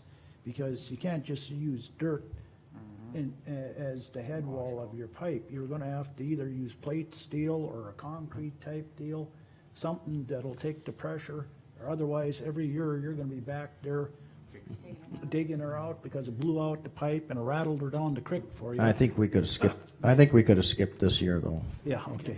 Yeah, we've been kinda lucky here, yeah. Well, I do know this, and I mean, But not, they're, you know, not to just, make fun of what you're saying, No. but I do know people, right. will say, well, you know, the 100-year flood, the 500-year flood, well, Right. there's no bridge that's gonna last that long. So why do we have to spend the money on something that's gonna last, that's gonna take the 500-year flood? I mean, it's not gonna last 500 years. We're gonna So, be, a 500-year event, and a 100-year event even for that matter, doesn't mean what I think it sounds as though you're trying to explain right now. The probability of a 100-year event happening isn't once every 100 years. That's not how that works, okay, so. It's a so- 1% chance. I know, every I year. get that, Yeah, but, I just, okay, I apologize, I'm just, Or so. every Yes. rain event. As a result, and we don't even design them to convey that, I believe, they don't have to, because a lot of times that's not feasible No, from cost right. perspective. A lot of times we design it to convey 25-year events, depends on the road type and the use. Because everywhere else on this road, if you have a culvert down, Yeah. down the road or back there, it's designed for typically for like a 25-year event, I believe. So, on our hydraulics report that we create shows that we model it, we come up with the options, we say, here's the least costly, here's the most costly, and maybe 1 or 2 options in the middle. And here's what our opinion is based on cost versus product, what you're gonna get, how long you can expect it to last. And that's kind of what we provide you in a report. We've already done that similarly for the John Shields Bridge. We went through that with Ken, and I think you actually sat in on that as well, Marv, where at the NDACO, we kind of went through that, we said, here's the options. We boiled down the option that we wanted to roll with, and now we're setting up a meeting with the DOT tomorrow, actually, to meet in the field and talk about what we wanna do. That's their process, that's what they like to have. So the purpose of the hydraulics report is to outline that and show you, this is what you need to, we don't build infrastructure for 100-year events, very rarely do you do that. Right. Simply because of Okay. cost. Yeah. But, it's amazing, if you can imagine, so a box culvert that big for a 25-year event, it's a rather large watershed.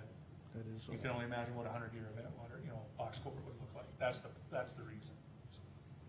Because on some of these crossings also with the equipment that's even the ag business has nowadays, then you run into the nice little weight limit thing, scenario right away. And, I don't think there's a piece of ag equipment out there anymore that comes underneath any of those weight limitations. And so they're being used anyway, So so, the beautiful thing about a box culvert is there will be no posted weight restriction on those. okay. If they don't have them, they can take it, they can handle what you're putting on them. So that's why a lot of counties really do truly love the box culvert idea, because you literally set it and forget it. You don't have to worry about weight restrictions, you don't have to worry about it going bad, at least in my lifetimes, it's just. Okay. So just, we're beating this one almost to death. Yeah. An idiom. But, are there, back to the question, do you see any bridges right now that they're gonna possibly say fail? 1 bridge, 2 bridge, 3, or 53? I don't think it'll be that high. I feel confident, that there will be more, and the reason I say that is because my lack of confidence in what you guys have been given in the past. Granted, you didn't pay nearly as much as you're paying for an inspection now. I know they were much cheaper, I think they're $100 a pop back in the day when the DOT was self-performing this, now they're like $2,500 on average. It's that double-edged sword I talked about, where it's a good thing they're doing it the right way, but it's also a bad thing, because now we're under the duress of financial burden with all of this. Well, You think it'd be up to 5? It could, Okay. yes. We might Because- ballpark. You just shoot from the hip number. Up to 53, I could see half a dozen to up at the high end, 10 or 12 at the very most, that you might have really big problems. I don't know. Plan for 5? I'd plan for 5, 6, Okay. somewhere in that range.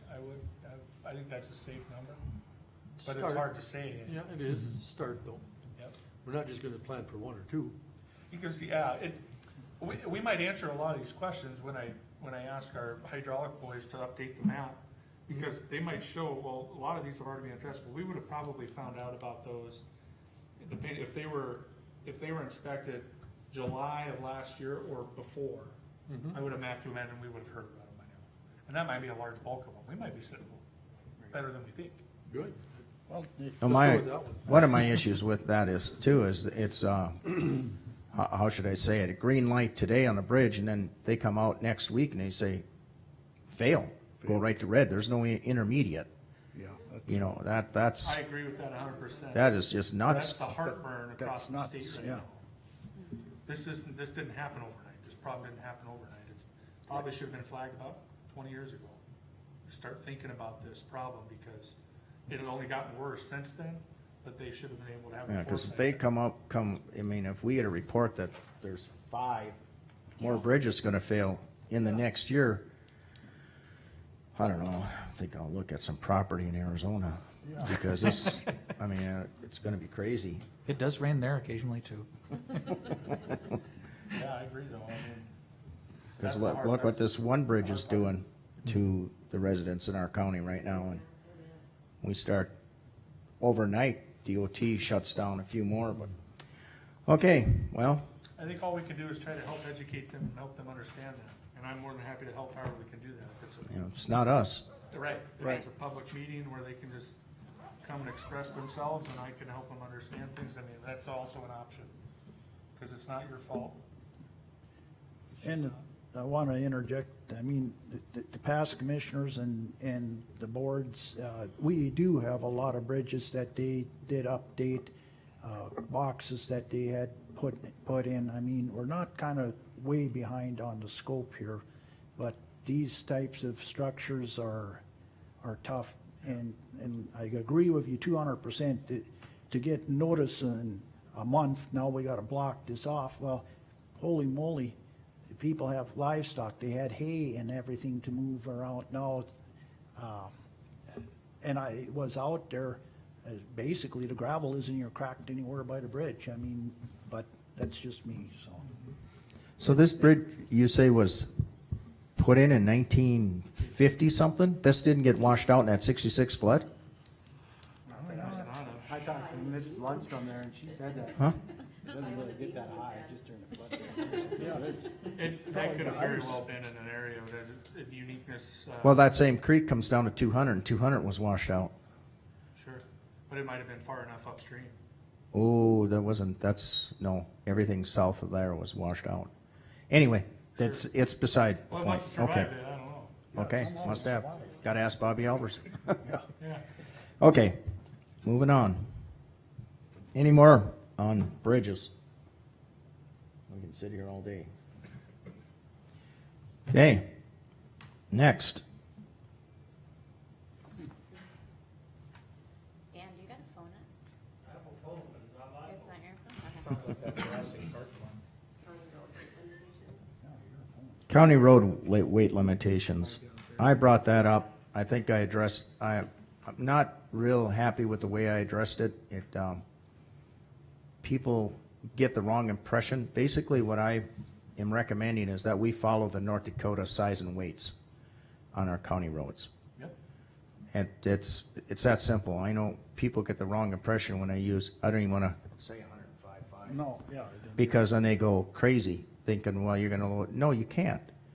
To even get to that weight is almost impossible. On a divisible load, it's almost impossible to get to that.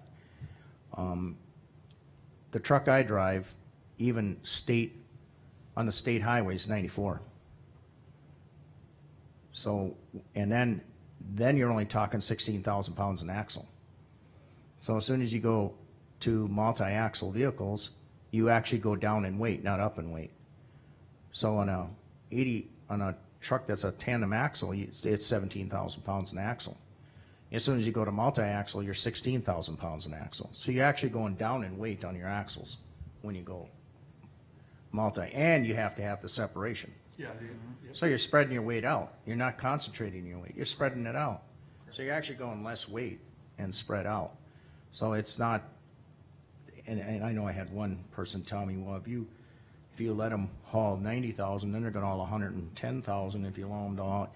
No, we're not allowing that. We're saying, I just wanna go according to the North Dakota weights, and if someone goes over that, we can't control that. Right. We're not giving you permission, if you can legally only run 80,000, we're not giving you permission to run 90,000. That's Yeah, not the point here. The thing about it is that the weight of the vehicle, it is what it is, right? You can't Right. change that. No, You can only mitigate the way that the road actually takes on that load. and it doesn't change That's it. the weight limitation on a bridge either. If a bridge is rated at 5 ton or 10 ton, that's all you can go across. It does, even if we adopt the North Dakota size and weight, that doesn't change the weight limit on that bridge. You still can only haul that much over that bridge. So I didn't want people to, I know they got kind of the wrong taste, like I was saying, well, a tandem axle truck can go to 105. No, not at all. I'm just saying, why can't we follow the North Dakota size and weight? When you say size and weight with North Dakota, I'm not getting what you're getting at, because like 200 north up to Pick City and 200 going past like through Golden Valley and Beulah Hazen and 49 is at 105.5. 1806 is at 80,000. Yes. So when you're saying follow the state highway, there's a big difference between that 80,000, 1806 road and then 200. So Yes. if you're hauling legal on that 200, and you go on 1806, You're overweight. illegal, okay? Yeah. So what are you gonna, what's any different than what we're using than what they're using? Like when you go to Coteau, it's all the way from north of Hook, Line, and Sinker, all the way up to the Y. It's a You hundred. go that, it's at 105.5. 105. And in fact, north of the Y, up to the landfill and over to 27 is 105.5. Yes. Right. Okay? Coyote Creek is 105.5. Right. Okay, so, but other roads that aren't built for that 105.5, we have at that 80,000. 80,000. And people can get ag permits that can go up to 90,000. Right. And for instance, we have 6 permits this year of ag permits. 2 years, in 2020, we had 10. In 2019, we had 13. And it keeps on, there was more years past, okay? And of this, Tracy Orts, Troy Seiler, Shannon Seiler, Russ Schramm, Ross, and Gerald Beaver and John Lindeman, 6 individuals. That's all we have for egg permits for this year. And this is a list that came off of Rachel's deal, okay? And the thing of it is, you know, a couple years ago, what gets me, we talked, Shannon asked, how can we get money into the highway budget? Ron McLeod, in 2 weeks, he made 39 grand on overweights. 2 weeks. You guys do the math and tell me that we're protecting our roads and we're making money. I don't wanna go that route, but hey, if you're illegal and you're wrecking our roads, we're talking about these bridges, that's what we're up against. It's not just the bridges, it's our roads too. We don't have many roads, and Wayne knows for sure that we're not, a lot of them are at 105.5. And every time, look at that between Beulah and Hazen, how wrecked that is on 200, and that's supposed to be a 105.5. That was 9 years ago, and look at the shape that road's in, and I know it's got a lot more traffic, but when you put that much weight on it, I don't care what kind of road you have, it's gonna take the life down of it, and that's what I'm saying. I'm trying to protect what we have, You get and this going. it's gonna push. Ken, let me back you up just a little bit. You started your conversation with, what is Gene proposing? How is that gonna affect the way we already have it? So are you saying that we're already meeting most of those state requirements, or what are you trying to say as far as how we already have it compared to Well, like what we Gene have, said? when we have frost laws on, we go down to that 65,000 6-ton per axle. Does the state have that? Yeah. On a lot of their roads, they do, Okay. yeah, once they They hit follow frost the laws, DOT. right. Okay, Follow the DOT with that. And then, like, normal times, a normal road is 80,000 7-tons per axle. And like, Coteau and all them ones up there, that 105.5 or 8-ton per axle. They gotta meet that requirement. If they're over that, then they gotta get a permit. For Overload. overweight. Yep, overweight. If they're over 8.5 feet, they gotta get an over width. If they're over 75 feet, they gotta get an over length permit. And with those egg permits, they're allowed up to 90,000 pounds. It's $100 per year. It's a calendar year. And they can haul on the roads at 90,000 pounds. And it's gotta be a commodity. It can't be, I mean, it's gotta be either cattle or grain or fertilizers, whatever. That's what it's gotta be. so, I just, Ken, on the 105.5 road, if you turn off on the 1806, if we have the state limitation, if we follow the state limitations, as has been a possibility, that doesn't change that 1806, it's still at 80. No. Right. Right. Okay, that's, Yeah. so I'm trying to see what the difference is between the two, between what we have and what the state has. Well, then that's what I'm asking. Is Gene asking that we take all of our gravel roads to 105.5? Yes and 8 ton no. Per axle? Pardon? Yeah, 8 tons ton per axle. Yeah. 105.5? 16, 8 tons per axle. Yeah, instead of 8.5. What do we have ours at right now, our gravel roads? 7 Eight. ton, 80,000. 80,000, which if you run in a tandem axle, you can run 17,000 pounds an axle. So right now, we have them at 7 ton, and the state is 8 ton for our gravel roads. Is that the difference? What'd you say? No. Answer me. Somebody help me out. I'm trying to get the difference. We're talking about state versus what we have.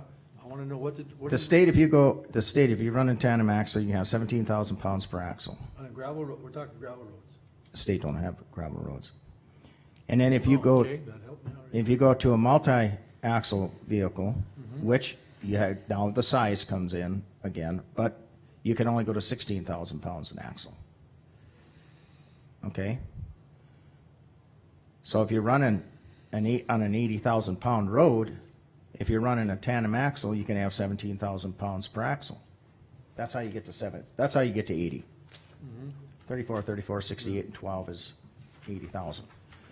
If you run multi-axles, you go 16,000 pounds an axle. That's the most you can put on it. But you also fall into the size, into length, which is called size. I guess, Gene, what I was getting at is suggesting that we adopt the state weight limit, county road weight limitations. We're not gonna change much, put it that way. 'cause What are we're- we changing compared to what we already have? Not much.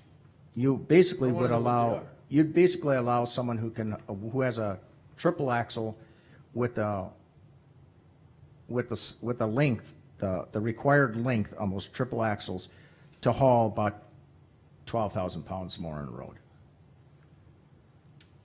That's what it comes But I to. guess, I don't want to speak for Mark, but I think what we would need as a commission would be a sheet with a side-by-side comparison of what we're doing now, what the state would do. So you'd have every scenario, can we live with it, yes or no? I mean, what Well, I I'm can- getting at is, I think the county is more stringent. Do we wanna stay that way, or do we wanna go less? But And the thing- without having a side-by-side comparison. And I can bring that and we can put, That's, we can put this off to another meeting. that was exactly what I'm trying to get started. Right, so that. I can we know bring what the some difference stuff. is and where it's gonna affect. And present it to the rest of the commission and put this off to another meeting, but we're not talking that overnight you're gonna have 150 trucks. I mean, you're talking so minimal, it's unreal. And there's something we can send to the board so they can see what the state is and what the county is. and- Yeah, I'll see what you got. Well, It's right there, the engineer has it in his hand, yeah. But you know, We wanna know it versus what the- we already have in the county. here's something that hasn't been, Mr. Chairman, talked about is they don't, axles are one thing, but they also consider what your tire width and what your tire is doing. Yeah, most of your semis have adequate sized tires on. You gotta go to a pretty small tire before you go over the weight limit of the tire. If you wanna get that finite, you end up with, tire size, tire width, axle ratings. In most of your trucks, do meet all those requirements anyway. Ken, can you help But us? another question I have, so to speak, and I'm not to belabor this by too much, but for instance, you brought up County 21. Is that, do I have this right? That goes north of Beulah? Yep. Okay, why is it 105 for the first 5 or 6 miles? And then all of a sudden it changes to 80? because that was during those, with those funds that we got, 1176, and there was that 2103, there's actually more of an overlay on them Right. roads. Yep. And then when it goes past that, we didn't get that. I mean, up to County 26, there's more overlay on Right. 21. 21 and 26. 21 and 26. Right. That portion that where you go, right where that substation is, once you go further north of that, then it's back to what it was. Yep, Well, yeah. that's what it takes. Say that's what It's happens. over- was Well, I overlay seen the for- road being built and It's overlays. Hey, it's there's no, overlays and it's money. I It didn't all see any costs money. difference. And I'm trying to protect what we got, not Yeah. wreck it. Okay, I I can see bring it all you, costs money, but I can bring you, some stuff Some along comparisons with, would yeah. be, yeah, I need more Okay. information. We'll push that off. We'll table that until a further meeting. Annual maintenance certification. all federal aid highway projects have been inspected, are being maintained in a good, safe condition, and general public use maintenance is in accordance with the North Dakota DOT for construction and maintenance agreements. And that's just, it's a yearly thing. This has gotta be sent in by the 26th. And, Shannon, it has to be signed by myself, you, And the state's attorney. yeah, the state's attorney and Eugene. Yep. So I suppose we could sign it and. Send it, Lad? Send it to Oh, Lad. Sandy. send Yeah. it to Lad. When does that have to be mailed in by? 26th, I think 26th. so. Oh, yeah, he'll be over. Or November, or, yeah, November, yep. For court. Yeah, we have court. We can email that to him too. So I just wanna make a motion to approve it. I'll move to approve. I'll second. Oh, I wrote the, Travis, Liza. Right there and then Shannon right there and then we'll sign this. She has to sign it and you'll give it to Sandy then. Okay, Yeah. Thanks, Ken. any further discussion? Mr. Chairman? Yes. I may, don't wanna step on somebody's, parade, but I, again, going down the federal aid road the other day, and we have scorial pieces laying down the shoulder of the road and this and that. There was a patch job, and, federal aid, I'm just warning this board, will not like that. We need to cover them spots with gravel. Where was that at, Wayne? Somewhere down on South is App, down by, I think it's almost by Willis Weedry, or Will, All right, give me a Kusanke. location, we can look at it too, but I thought we've covered And that. that has to do with the annual maintenance That's an certification? annual maintenance, if Yeah, they, that was gonna be my, if they come, or they come to drive that road, and this comes from way back in Gerald Bowman days, he says, I'm not, maybe I'm out of line, but the top surface has gotta be gravel. And that's all they wanna see. So, well, Ken, yeah, just some maybe there was gravel there at one time, but I see we gotten scorial going down on the side of the road, so just, Yeah. if we can address that, I'd feel really good. Yeah, Then you don't sign wanna this. get dinged. I don't want. Okay, Ken's gonna look into that. Okay, thank you. All right, any further discussion? Hearing none, Travis? Hi. Liza? Aye. Wayne? Aye. Gene, aye. Okay, now we're gonna take a, I suppose, a 10-minute break? Yeah, 10-minute break. A 10-minute recess.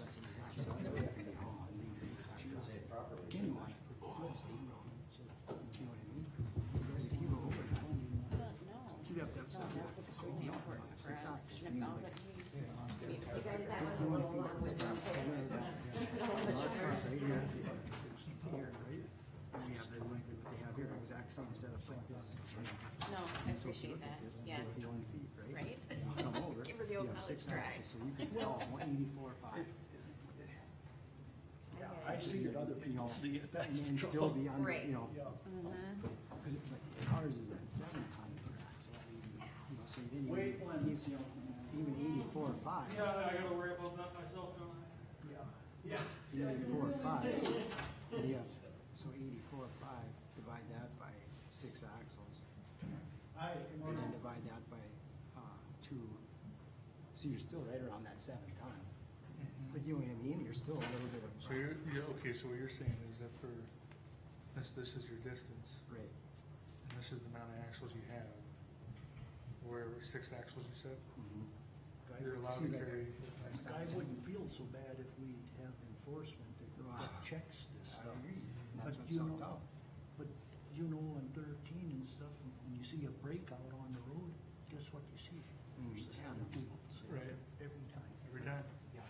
But you know, that's what I'm saying, even, I can see what he's, was it 51 feet, 51 feet, you're at 84.5, you could, but you'd have your 6 axles, so that's what you gotta, you know, and that would be another 4,500 over your 8,000 gross. You know what I'm saying? Mhm. But look at what you have to, how many axles you have to get up to 105.5. It's a lot, and you would never get that in one spacing, not 51 feet, you know, I mean, but you could, so you would have to move feet. Yes. So either you lengthen your load and you get more axles under there. You know, so but I don't know what you're really gaining, you know, another 4,500 pounds total. You know what I'm saying, from 80,000 pound gross. Either you just go 7 ton axle, but you gotta limit that something, because, Yeah. you know, you go to 7 ton axle, and that's a lot of weight on it, then you got a lot of axles. Yeah, because what you're saying is, this weight, they're trying to keep that point load distribution around 7,000 pounds per. ton, or per axle. Yeah. 7 ton per axle. Yeah, I hear you. And then once frost thaws, then you go down to that 6 ton, you're down to 65,000, you know, gross. That's what the state does too. But like our other, like Coteau and that, they stay that year round. Like, you know, they stay at that 105.5. If you go over, you still gotta get a permit. And a lot of those trucks, as you know, what they got to all axle up. You know, if they're gonna haul a big crane or something, or a big excavator, they're axled up. Sure. You know, I mean, like I say, there's a difference, but it's, I don't know if it's worth that much more to do it, you know what I'm saying? So you're gonna go around and change all your signs, that's how much that's gonna. It's like, if you look at 1980, well. Yeah, that's true. I There's a know. cost associated with that. 'cause I just go on those sides, You have tons, you have a Which doesn't weight seem- restriction. Doesn't have like Oh, Limit per axle listed on the side. Maybe is a long time. Well, before. Yeah, then you got Gene talking about, well, what happened in 66? I have no idea. You were here.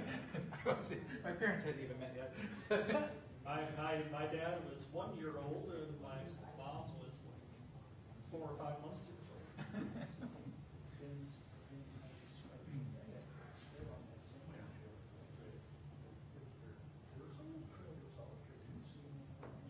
Then I'm really old. Well, so 1950, my house in Beulah was built in 1950. Well, when I bought it, my aunt was like, well, is it an older house or a newer house? I said, well, Grandma, that's all in perspective. I said, to me, I think it's an older house. She goes, oh, it's built. I said, 1950. She goes, we just want that old. I said, Grandma, that was 70 years ago. She goes, well, what do you expect from me? I graduated in 51. I said, yeah, so. I'm still living 20 years behind, and it's hard to get my lot thing up to the current. And before you walked in here, I was talking about, so let's look at 1980. Let's consider that not too long. 1980 to the date is the same distance from 1939 to 1980. So, you know, It sounds different though. it sounds It's still 40 years, one's 40, one's 41. Well, no, one's 42, one's 41. right.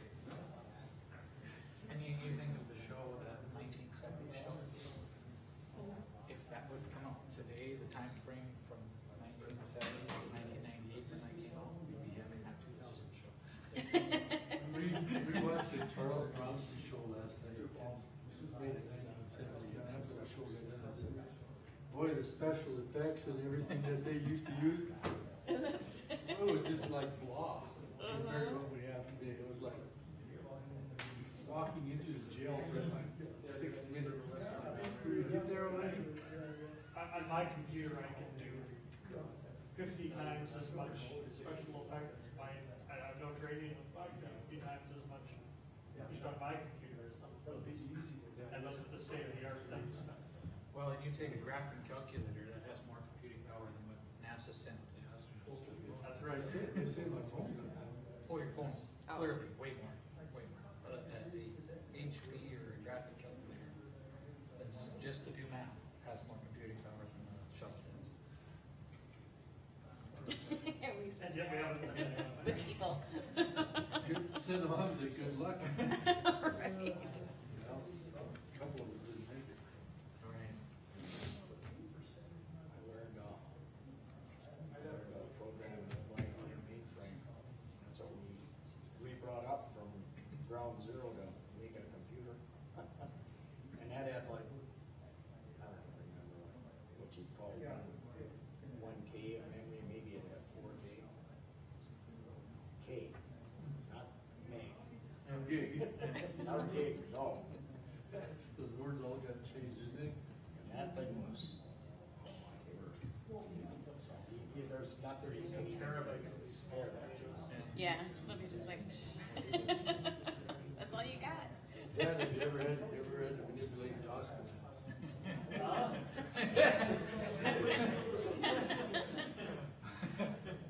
What'd you say? So here's another perspective thing. So we all talk about millions. A million seconds is 11 days. A billion seconds is 31 and a half years. They're different. Trillion cycles. That's years, yeah. Right, so, you know, a million seconds is only, is 11 days. A billion seconds is 31 and a half. So if you make 3 billion seconds in your life, you did pretty good. Yeah. Should feel good. Trillion is like back in prehistoric. Right, right. But that's human history.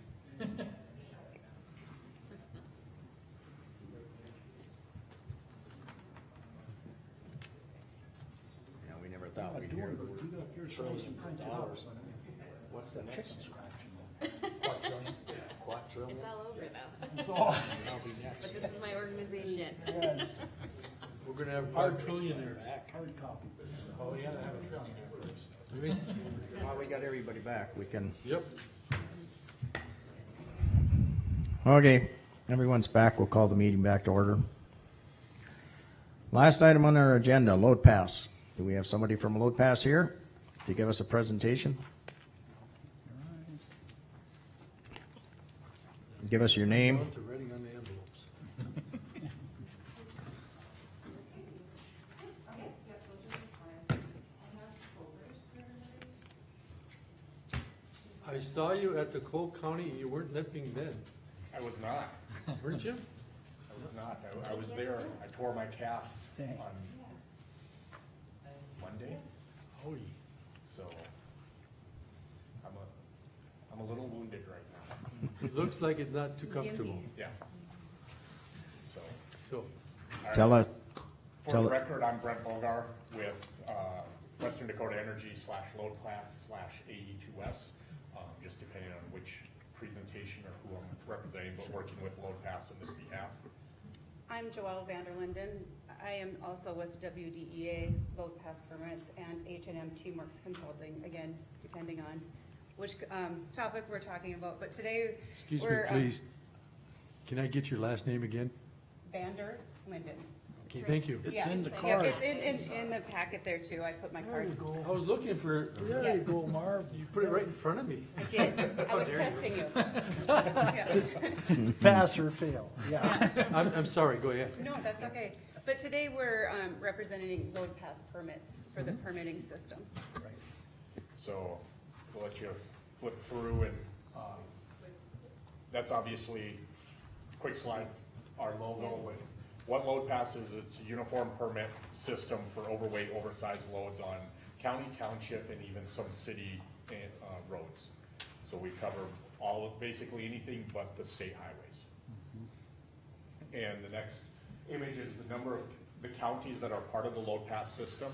This started out from the oil and gas counties originally, and has expanded. As you can see, basically, we are in conversations, but we're all the way to the Red River Valley. I always like to add Cass County. I am working with Cass County. They do want to join the system, but they have a truck permit ordinance, county ordinance, that is actually longer than the state century code regarding overweight and over dimension. So we have to work through their county ordinance process to get them on the permit system. It did start back in 1984 as a way for the counties to kind of work together during the 80s oil boom is when it really started, was self-issue paper permits, kind of an honor system. 2010, an online permit system was created, and then in 2015, we actually eliminated the paper permits, and now it's all electronic permits. It's all online permits for the system.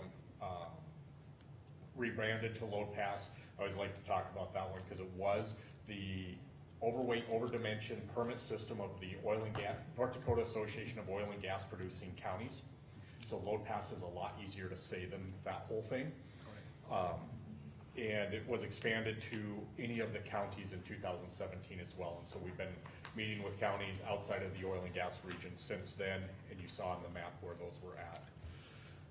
So why Load Pass, why we're here, and why we think Load Pass works for counties and industry, is it provides uniformity first and foremost, not just for the local governments, but for industry.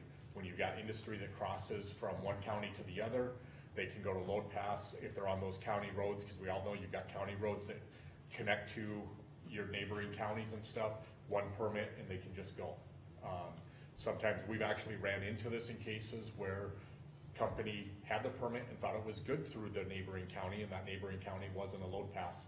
It's like, no, you need to contact that county for the permits. So creates that uniformity for those loads. Single point of contact is a big reason why as well for industry. They know they can call Load Pass. Joelle has a staff that they call if they have questions about how to fill out a permit, if that permit needs to be rerouted or there's an issue. They call us. They're not calling the county staff, and so we work with them. Now, we don't do the county's job. If there's an issue with the county road or the county rejected the permit, then we'll have them contact the county to resolve that issue. But a lot of times, a good majority of the calls are what I'll call tech support calls. They're having an issue filling out the permit online. They don't understand an issue, or they filled something out incorrectly, and they're like, my fee says it's $10,000. What did I do wrong? We take all of those calls, so your county staff is not having to deal with those. The other thing is that it gives you some dashboards for managing your traffic. You will be able to see where these permits, the activity is on your county roads. And that's a big thing for your county road superintendent, and, road department, because then they know where's the traffic, where are these heavy loads going, so that you can then invest the dollars properly in regards to any road maintenance. So, mentioned, you do retain control of your local roads. We do the support side of it, but we don't make the decisions for the county on permitting. We don't make the decision for the county on which roads you wanna restrict or, not have traffic on that. You still maintain all of the local control of your roads. We have a GIS map that your roads will be imported into. And then your road department can go in and highlight those, or they can work with Joelle's team to put those segments into the system and restrict those or allow different traffic. So you maintain all of that control. You can potentially see increased revenue. I say potential because depending on fee structure, we have some counties that you have a permit system now. Your fee structure is actually basically the old oil and gas fee structure that was there in, I think, 2013. We've changed our fee structure since then, but your fee schedule was our fee schedule for a while. So you're probably not gonna see necessarily an increase, but you're going to maintain that revenue. You may see some increase because we'll see more adoption with that uniformity, more people know to go out and get that permit. You receive all of the fee revenue monthly is deposited to the county's account. We'll talk a little bit about the costs and the revenues in the future, in a couple of slides to explain what that means and how the costs are covered and stuff. So, go ahead. Okay. You want me to do this one? Yep. Yeah.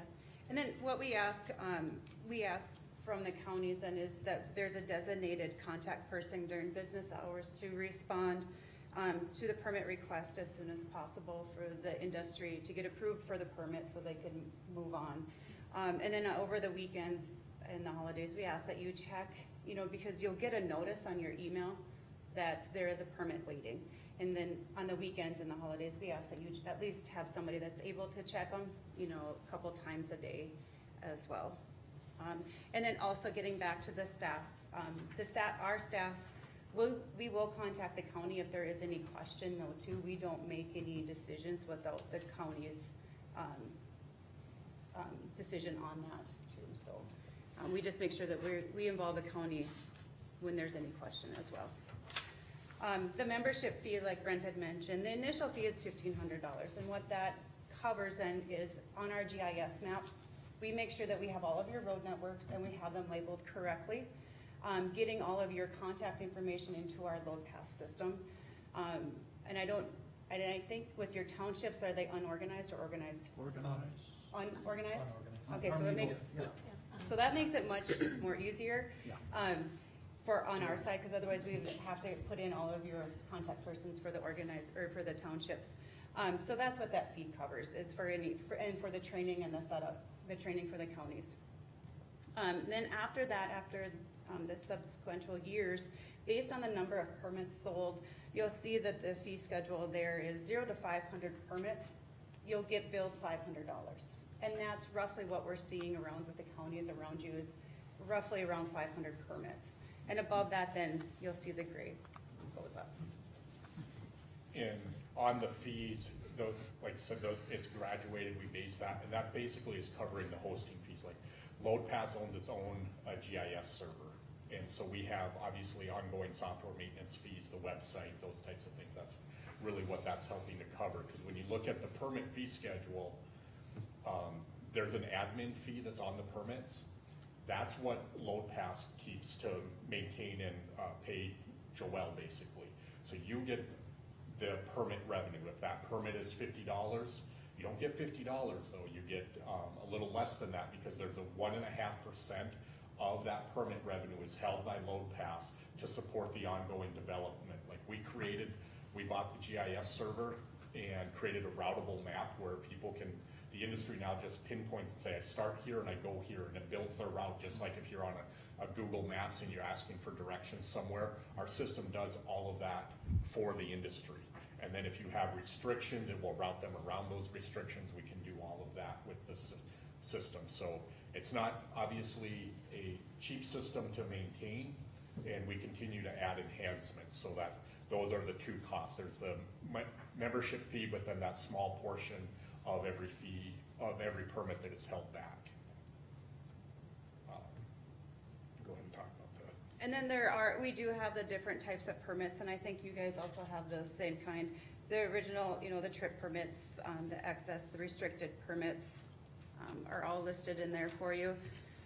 The harvest, permit, wintertime permit, annual over with permit, and the frost lot permits. And those ones there, that's depending on your county, if you wanna participate in those permits or not. You have the option to opt in or opt out of those.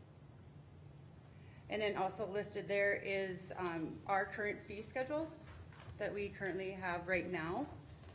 And we'll talk about it later too. We are converting it to axle weights too. Instead of gross vehicle weight, now it's going to be axle weights. And so we're in that process right now, converting into that process as well.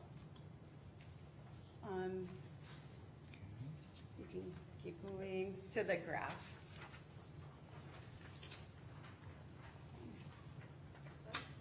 Perfect, yes. This here just kind of shows you the total number of permits sold through the participating counties and the cities within the load pass permits. You can see that fluctuating throughout the years. You can see, and this is through the fiscal years. You can see last fiscal year wasn't as good for everybody across the board due to the obvious of what's going on. But right now, within these last few months of this fiscal year, I do see those numbers inclining.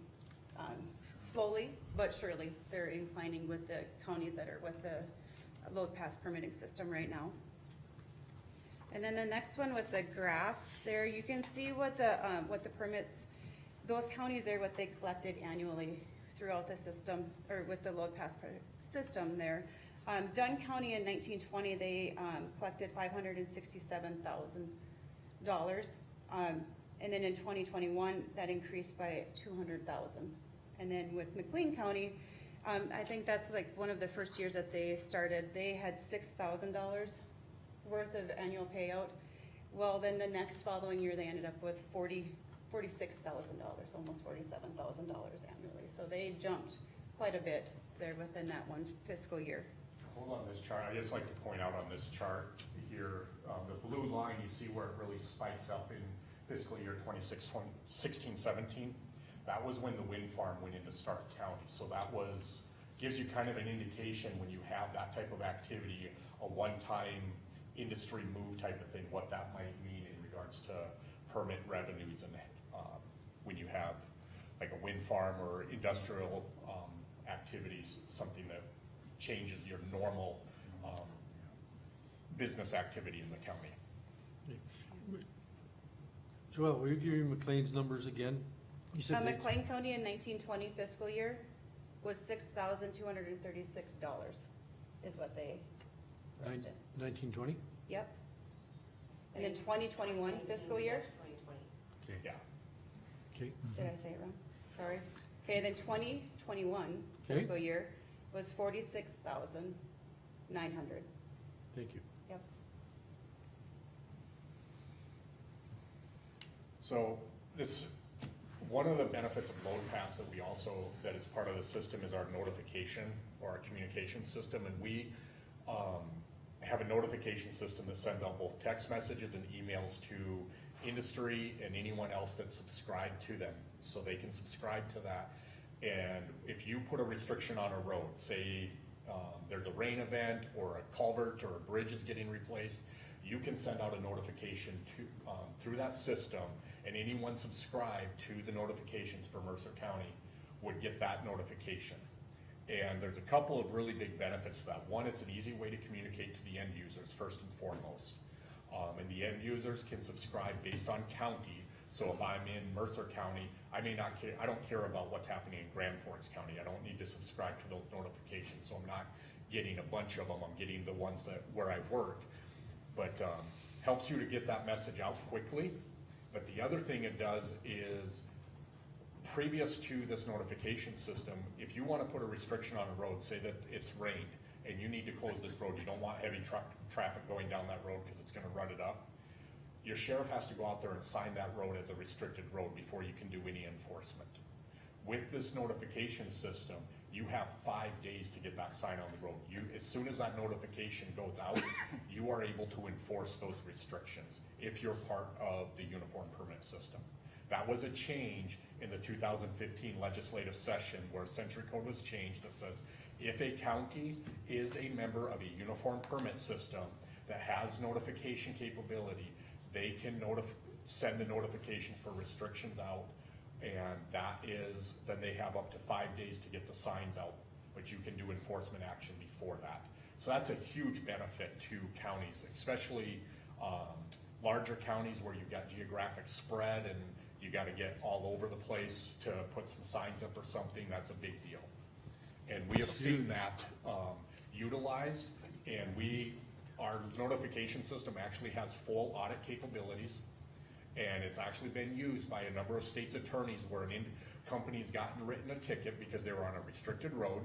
They said they're gonna challenge it. They said the fee it wasn't signed and all of that, so they're gonna fight it in court. State's attorney calls us, we run the audit log, and we showed, well, 3 people in that company, including the dispatcher, got the email. They never show up to court, they just paid the fine.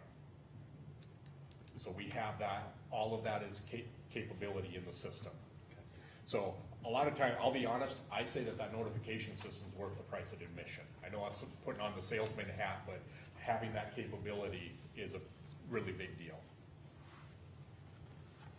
And then recently, like, next one, enhancements, sorry. There we go.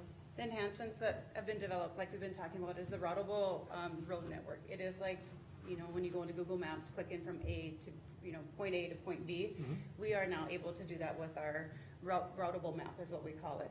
95% of the permits are being done like that. Instead of actually manually going in and saying, okay, I'm starting at point A, then I'm gonna take a right, and now I'm gonna be going south on County Road 2 for so many miles and going this way. So now the industry, all they have to do is go from point A to point B. It will generate how many miles they're traveling on that road and which road they're going on. It will also give the industry turn by turn of how to get to that from point A to point B for them as well. And it will say that they're on state road or, you know, county or township road as well too. So that's all labeled within the GIS mapping. This shows kind of a little bit of a screenshot of what it is from point A to point B. You can see all the roads listed in. When they zoom in onto the map, they can see the roads a little bit better and clearer for them. We do have, right now, we do have all of the state 20-foot bridges listed on the map. And we can go in and we can close those bridges down or restrict those bridges. We are working on also putting in the small structures that any county would like have listed on the map as well. We can individually go in and put those small structures on. But on to the right-hand side, you can see the turn by turn. You can see how many miles will be driven total, and it will also tell you how many miles are totally driven on a certain road at that time as well. Here I kind of did a little screenshot of your county. The unorganized territory that's highlighted in red, that is stating that it is restricted. So we can go in and we can restrict each unorganized territory for you, or we can restrict each road. It's kind of hard to see. Off to the left-hand side there, you can see the county border line there in green. There's a red line there. That road there is restricted. So when they click on that red line, it will tell you exactly what that restriction is. 80,000, 8 ton, what it might be.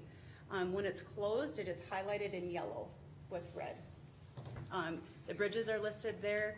We can do construction signs. So like in the summertime, if you're gonna have 1 lane of traffic, you're not shutting down the road, but you're having 1 lane of traffic, we can put those construction signs out stating, hey, you know, just warning you, it's 1 lane of traffic, prepare to stop, you know, what it might not be. But that's kind of a screenshot quickly of what we can do with our GIS mapping.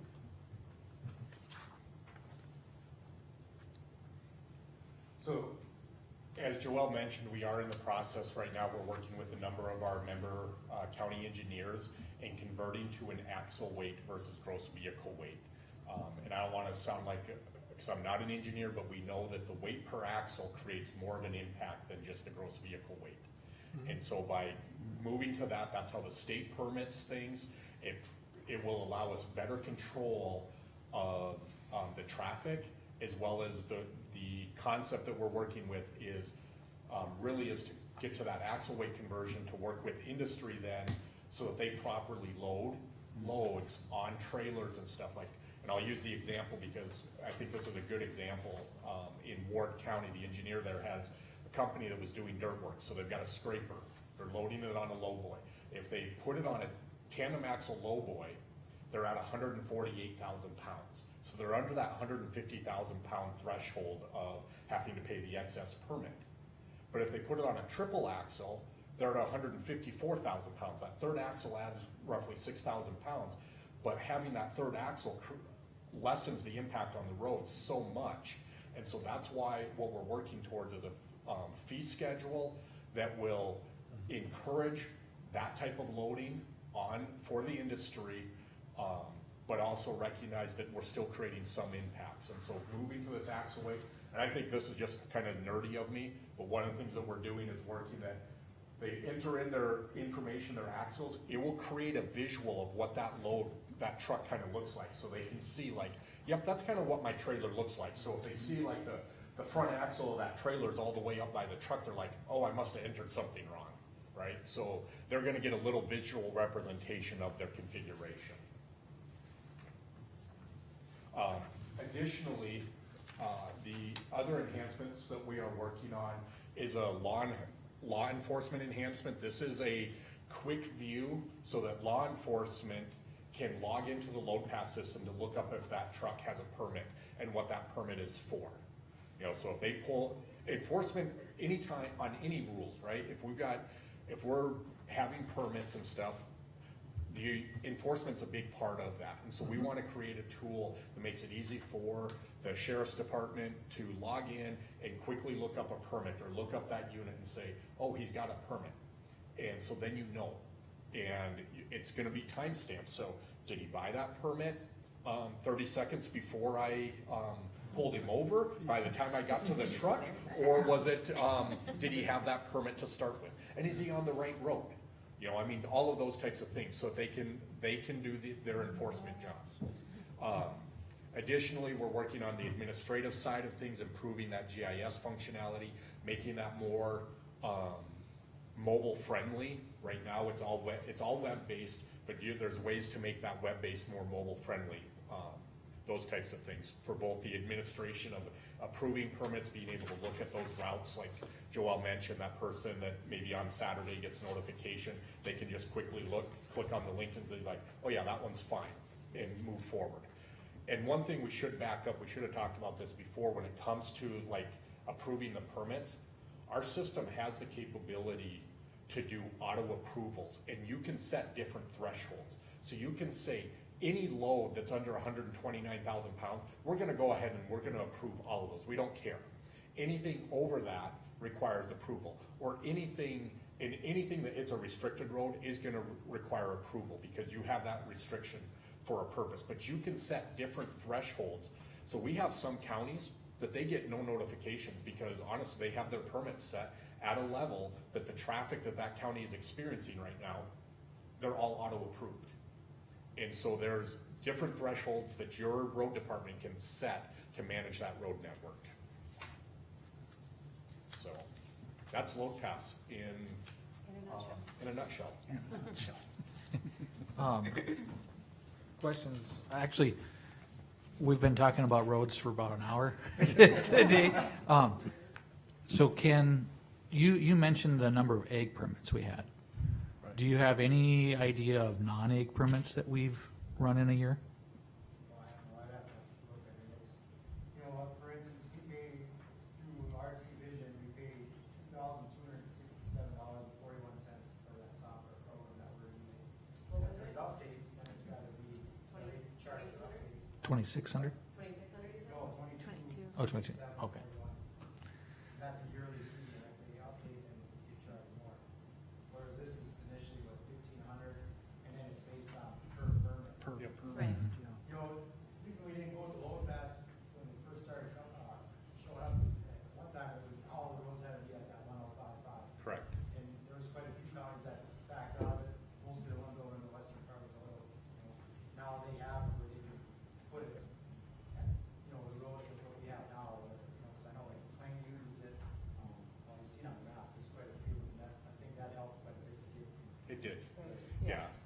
just for context, you know, when the system first started, Mercer County was on it, and then when the oil and gas counties, they went to say, we're not gonna permit anything under 105.5, well, your county roads are 80,000 pounds, and so the oil counties, they saw that as just kind of like, I don't want to, kind of an incentive to the industry to keep moving. Well, that impacted counties like Mercer County. Since we did adopt and change the fee schedule when we went statewide, we went back to that century code status of a county road is designed to an 80,000 pound level. And so there is that permit fee from 80 to 105.5. My other question, so are the starred, are those the cities that, Those are the cities that are part of the Okay. system. Yep. and those cities, so those would be, non-highways, non-county roads, but they're actually city. City okay. streets, and so City like, streets. I'll use Dickinson for an example. There's an industry that, they have about I think it's like an 8-block stretch where it is a city road before they hit the state highway because of their location. And so the Dickinson wanted to have permitting capabilities on that section of street and stuff. And a lot of times, our permit system gives you the flexibility within the agreements. You can create still haul road agreements. So like if you've got a gravel company, for example, or something like that, you can say, hey, we're just gonna create an agreement, we're gonna survey the road ahead of time, do an impact analysis, and they're just gonna pay for the damages when they're done. You still have that capability. Most cities, honestly, will go that route. Dickinson, because of the type of industry, and there's different companies coming in and out instead of it just being one company, they opted to do the permits for that city street. But yeah, it's exactly that. It's those city streets, not the state highway or county road going through the city. Are the fee structures similar for the cities then too? Yeah, as it's the the exact exact same fee same- okay. schedule. That's part of the uniformity, is that fee schedule, is everyone is uniform in the fee schedule. And we meet as a Load Pass has what's called the advisory committee. If you join Load Pass, you then have 2 members, a county commissioner or designee, and then the sheriff or a designee, that attend those meetings and have voting power. And so it's kind of like a co-op. Every member can bring issues up and we'll discuss them. And so like at our last meeting, we approved an extension or I'll call it an enhancement to the harvest permit. Because we've got some counties out in the Red River Valley, the sugar beets, right? I mean, so they wanted a different type of harvest fee structure. And so we discussed that, and that was voted on and approved. So it's not Joelle or I deciding how the system gets it changed. We might bring technical, you know, the IT side of things or ideas, but when it comes to permit changes, that really is driven by you, the members. Let's see, one of the, I'm not saying a stumbling point, but one of the small hiccups here, that having a single point for industry to obtain permits, how do most of the counties handle that? Having a single point of contact? Most of the counties will have, like, whoever's doing your permitting now, will just list that person, and it's just, like I said, that it's that email address, and, so that they get that notification, because when there's a permit submitted to Mercer County, it generates an email to that person, if you've got that set up that they need to approve the permits. They just click on that link, and so it can be emailed. We're actually in, one of the enhancements we're doing as well, because some people don't have their work email on their phone, and we recognize that and stuff, and so we're working towards making that even a text message push, that they can just, they enter in their cell phone and they get that text message. And so when it's a person of contact, we like them to respond quickly, but the reality is, depending on your industry activity, you might not, the person's designated as that contact on the weekend, but you got no industry moving on the weekend. We're not asking that they sign in, because they're gonna get a notification. What we're asking, if they get that notification, they try to respond to that in a timely manner. That's where I was going with that, is on the weekends and holidays, whatever, how does that work for getting a permit? I was saying, how do you do that now? Because essentially, we're online now, or through official payments or Same whatever. thing, Marvin, we get those email notifications sometimes 2 o'clock in the morning with the system that we're using, or get them on holidays, You just click in your email and put click it. on it, review it, make sure the route that they're choosing to use, and then approve it or disapprove it, So it's right now, it's you, Ken, that Yes. does that? So that's not, We can approve them too, but between the 2 of us, most of the time I'm the one that approves. so for our county, that's not really a hiccup or issue then? It's just- No. it's Okay, just a different system. what's the name of the Okay. system you're using now? It's RT Vision. Okay, thank you. Is that our official payments, right? Yeah, yep. And it's the same thing there too, everything's ACH with that, it's deposited. You said that was 2267, right, per year? And if they, do any upgrades, then they charge you more too. You have to upgrade the software. So you would have that 2267 already in your budget for the upgrade for the, or for the annual fee for next year. And we're not under contract with them currently? It's, you know, my recommendation is to go with Load Pass. For the simple fact, we can, you know, they can put in their deal what they want, 'cause we had talked about it when we had, Yep. at the office. And, you know, when you look at it, the additional $1,500, we would have that in the budget for next year. And in fact, this, RT actually is done January 31st. Right. Okay. Okay, that's nice. Okay. Go ahead and start on that there, our stuff put into the system, and then come on the end of January, first of February, go into Load Pass. Yeah. Because, like I say, 1,500 minutes, is just based on how many permits we get, and we're basically, they're indicated through the amount of permits that we receive. Okay, So you're basically gonna be saving no matter what, Right. unless you have an extraordinary amount of permits. But then we'll be getting additional revenue. Right. Then we'll get Say it additional can be revenue, offset. so, Yeah. I mean, yeah. so that leads right into the next question. If we opt to go with this for our next year, how long does it take for you to get this mapped and in the system where we're up and running? It does help that you don't have organized townships, Uh-huh. I'll tell you that. Yep. It depend, you know, we would make sure that the, road networks are up to date and that the restrictions are on there and frost laws. And let's say you start February, I'm assuming March would be frost laws, we wanna make sure that all of your frost laws are on the map. We can hide them from the front side, but we would wanna make sure on our side that those are up and running.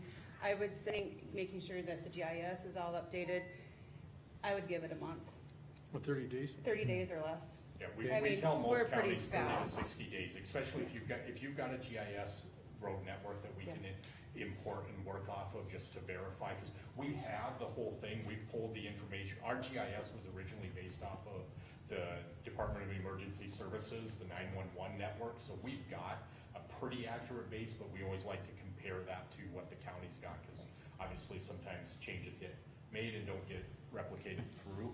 But we tell most counties 30 to 60 days we can have them up and going. Okay, And so like, and also going back into like, you know, ACH and everything that you were talking about, at the end of the month or the beginning of the following month, I push an ACH to your county with your payments for those permits of the previous month. So you'll receive an ACH within your bank account, and then I send out an email to whoever you would like to receive that, stating that X amount of dollars is gonna be transferred into your account. You have that reporting also on our system, so you can see that before I even push it out to you, because it takes, give me until the 10th of the following month to push everything through. There's some steps in there that have to be taken. With the annual payment or fees, then a bill is sent out or emailed out to you guys, and then you can either pay that via credit card and or check. So that's how the fees work there, that way. And you get the reporting is really nice in the system, there's the accounting reporting, so you can actually run reports to see, you know, what permits were charged to what in companies, you know, you get all of that type of detail, but also, like I said, you can use that to start drilling in and seeing where's the activity. We've seen, you know, especially in the oil patch, they've used that to like say, oh, we're gonna now we're gonna build this road instead of building this, you know, like McKinsey County's actually built some county roads that are concrete. I mean, they've got roads that are built at a higher standard than the state highways because of the amount of traffic that they saw utilizing those roads. You probably don't quite have that level, but just, I mean, it helps to know that you've got that tool for planning your road network. And if it would help to, I can take care of the GIS side of it. The gal that does mainly the permitting side, God bless her, but she's in Arizona. She lives in Arizona, so she would zoom in and I can come in and kind of help you with the permitting side as well. But if you need help with the GIS side of it, we can sit down together and I can show you exactly what it looks like. We have solid blue lines for your paved county roads, dotted lines for your, you know, rock chip roads too. So we have different visuals that way too. So we're willing to train, come zoom as well. Well, it's quite simple, you can just pull it up Yeah, Yeah. and look at it, looking at Dunn County right now. yep. You just click on a road, you can just touch any road and it gives you the information. Right. I haven't tried the routing, I don't know, can just anyone do a route, or do you have to be a member? Or do you have to pay a fee? Yeah, you Yeah. gotta sign in, like you're You doing get a a road, login. you get a login Yeah. for the. And there's permits. a fee for that? There's not. Oh, really? To create a user account, there's no charge for, so like if you wanted to go in there and see what it's like, the only time that there's a charge is when you submit for the permit. Permit.